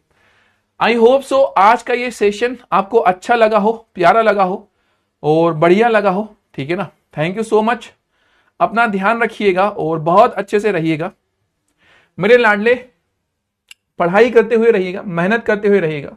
मेहनत करोगे मेरे बच्चा, बहुत कुछ हो जाएगा और बहुत कुछ अच्छा हो जाएगा, ठीक है ना। मेहनत करोगे, बहुत कुछ हो जाएगा, बहुत कुछ अच्छा हो जाएगा, ठीक है मेरे बच्चा। तो शुक्रिया, thank you so much, bye bye, take care, love you all. आप सभी को बहुत सारा प्यार। चलिए, दिव्यांश भाई हमारे पास में सबसे ऊपर है, वैभव भाई सेकंड नंबर पे, बलवंत भाई है, फोटो कॉपी समी भाई है, रिया है, मोहित भाई है, अजय है, सवरीन है और योगिता जी हमारे पास में। चलिए, तो ये हमारे पास में हमारे बच्चे हैं जिन्होंने कि भैया अलग अलग सवालों का जवाब दिया। I hope so. ये कैसे पता चलेगा कि आरबीसी का आकार द्विअवतल है या फिर हस्याकार? बेटा आप ब्लड टेस्ट करवाओगे, उसमें पता चल जाएगा। आप ब्लड टेस्ट कराओगे, उसमें पता चल जाएगा। जब ब्लड टेस्ट हम करवाते हैं ना, तो उसमें आरबीसी हमको दिखती है। जब हम ब्लड टेस्ट करवाते हैं तो जो डॉक्टर होते हैं ना, जो ब्लड टेस्ट करते हैं, उनको आरबीसी दिखती है। क्यूअर का मतलब भी बता दीजिए। क्यूअर का मतलब होता है मेरे लाडले, जिनको अभी पता नहीं है कि उनको लड़का पसंद है या लड़की, उसको हम क्यूअर बोलते हैं। जिसको पता नहीं है, अभी वो अननोन है खुद के बारे में, आई डोंट नो, वो क्यूअर कहलाते हैं। ब्लड कैंसर कैसे होता है मेरे बच्चा, हम बहुत ही जल्द एक चैप्टर शुरू करेंगे, ह्यूमन हेल्थ एंड डिजीज, और उस चैप्टर के अंदर भाई साहब हम चर्चा करेंगे जो ब्लड कैंसर है, पूरा कैंसर आपको बहुत तबीयत से मैं पढ़ाऊंगा। हस्याकार आरबीसी होने से लोग मर क्यों जाते हैं? दिव्यांशी मेरे बच्चा, जैसा कि मैंने आपसे कहा, किधर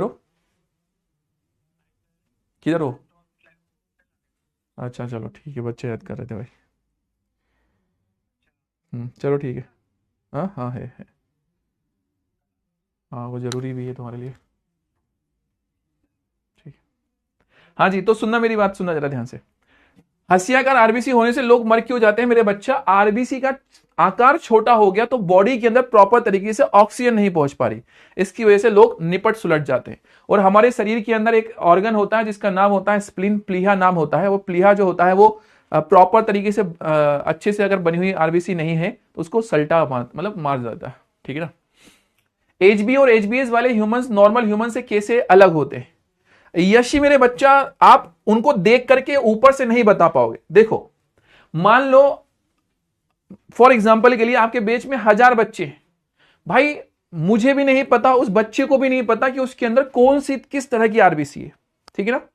हो सकता है खुदा ना खास्ता उस बच्चे के अंदर एचबीएस जीन हो, खैर ऐसा ना हो, अगर हो भी तो कोई इतना ज्यादा लोड नहीं पड़ता है, ठीक है ना। ऐसे पेशेंट होते हैं और ऐसे पेशेंट नॉर्मल रहते हैं, उसमें कोई ऊपर से देख करके कहीं से कहीं कोई समस्या नहीं आएगी। ये जो लोग होते हैं ना, एचबीएस वाले जो व्यक्ति होते हैं ना मेरे लाडले, इनको कोई ऐसी समस्या नहीं आती है, वो आराम से जिंदा रहते हैं। आपको सब नॉर्मल, आप देख करके पता भी नहीं लगा पाओगे कि अच्छा इसको ऐसा है क्या, नहीं पता चलता जब तक ये ब्लड टेस्ट वगैरह करें। ये नॉर्मल अपना जीवन जीते रहते हैं, इनको कोई समस्या नहीं होती। ठीक है, XXX का फुल फॉर्म क्या है बेटा? ऐसा कोई फुल फॉर्म नहीं है, उसको हम सुपर फीमेल ही बोलते हैं बस। सर कैसे पता चलता है? बस वो सिंबल है प्रिया, सिंबल है। कैसे पता चलता है कि आरबीसी का आकार चेंज हो गया? सर चेंज होता है तो क्या होता है उसका लक्षण? मेरे लाडले, अगर पूरी सारी बचपन में, जैसे कि फॉर एग्जांपल के लिए जब किसी बच्चे का जन्म हुआ, उसके अंदर एचबीए जीन है, कोई दिक्कत नहीं। एचबीए जीन है, कोई दिक्कत नहीं। अगर उसके अंदर एचबीएस जीन है उस बच्चे के अंदर, वो पहले ही मर जाएगा। अब मर गया, उसके बाद में अगर डॉक्टर ने टेस्ट वगैरह किया तो पता चल जाएगा कि भैया इसका आरबीसी का शेप सिकल शेप था, इसलिए ये मर गया। अदरवाइज वो मर भी जाएगा तो लोगों को पता नहीं चलेगा कि क्यों मर गया। आरबीसी हंसियाकार जन्मजात होती है क्या? हाँ, सिद्रा और बाकी के मेरे जितने भी प्यारे से बच्चे मुझे देख रहे हैं, मेरे लाडलो, हम आनुवांशिक विकार पढ़ रहे हैं। मैंने इससे पहले भी तुम्हें बताया है कि ये जो बीमारियां होती है ये जन्म से ही होती है। जब मां के पेट में बच्चा होता है तभी से उसके अंदर ये बीमारी थी, तभी से उसके अंदर ये वाली चीज थी। ठीक है ना, जन्म से ही ये चीजें होती। एचबी और एचबीएस वाले व्यक्ति को नहीं मेरे लाडले, वो थोड़ी कंडीशन अलग होती है। कौजी, क्या किसी के गुणसूत्र 40 हो सकते हैं? आकाश भाई कुछ भी हो सकता है आज के समय पर। ठीक है ना, मैम से जल्द मिल पाएंगे भाई। थैंक यू सो मच, आप इतना इंतजार कर रहे हो, और मैं यहां से तुरंत जाने के बाद में, दिल्ली से जाने के बाद मिलवा दूंगा। क्या इनके अंदर कोई परिवर्तन नहीं दिखाई देगा? नहीं। आरबीसी का आकार कैसे पता करते हैं? टेस्ट से बता देगा। क्या ये हेल्दी रहेंगे या इन्हें कोई बीमारी होगी? नहीं, उन्हें कोई बीमारी नहीं होती, बल्कि उनको एक फायदा मिलता है। चैप्टर नंबर 7 में जब इवोल्यूशन चैप्टर शुरू होगा, वहां पे मैं तुम्हें हो सकेगा तो बताऊंगा, उनको फायदा बहुत अच्छा मिलता है। जिनके अंदर एचबीएस होता है ना, उसको फायदा मिलता है। चलिए चलिए, तो thank you so much, bye bye, take care, love you all. अपना बहुत ज्यादा ध्यान रखिएगा और मस्त रहिएगा, मजे से रहिएगा, देखते रहिएगा सरकार को। शुक्रिया आप सभी के प्यार के लिए, आपका प्यार यूं ही बरकरार रहे। हम यूं ही हर दिन बेहतर से बेहतर मेहनत करते हुए जाएं, बेहतर से बेहतर बनते हुए जाएं। इसी एक प्यारे से थॉट के साथ में हम लेते हैं आपसे विदा। Thank you so much, bye bye, take care, love you all. अपना बहुत ज्यादा ध्यान रखिएगा और पढ़ाई कीजिएगा। थैंक यू सो मच, जय हिंद।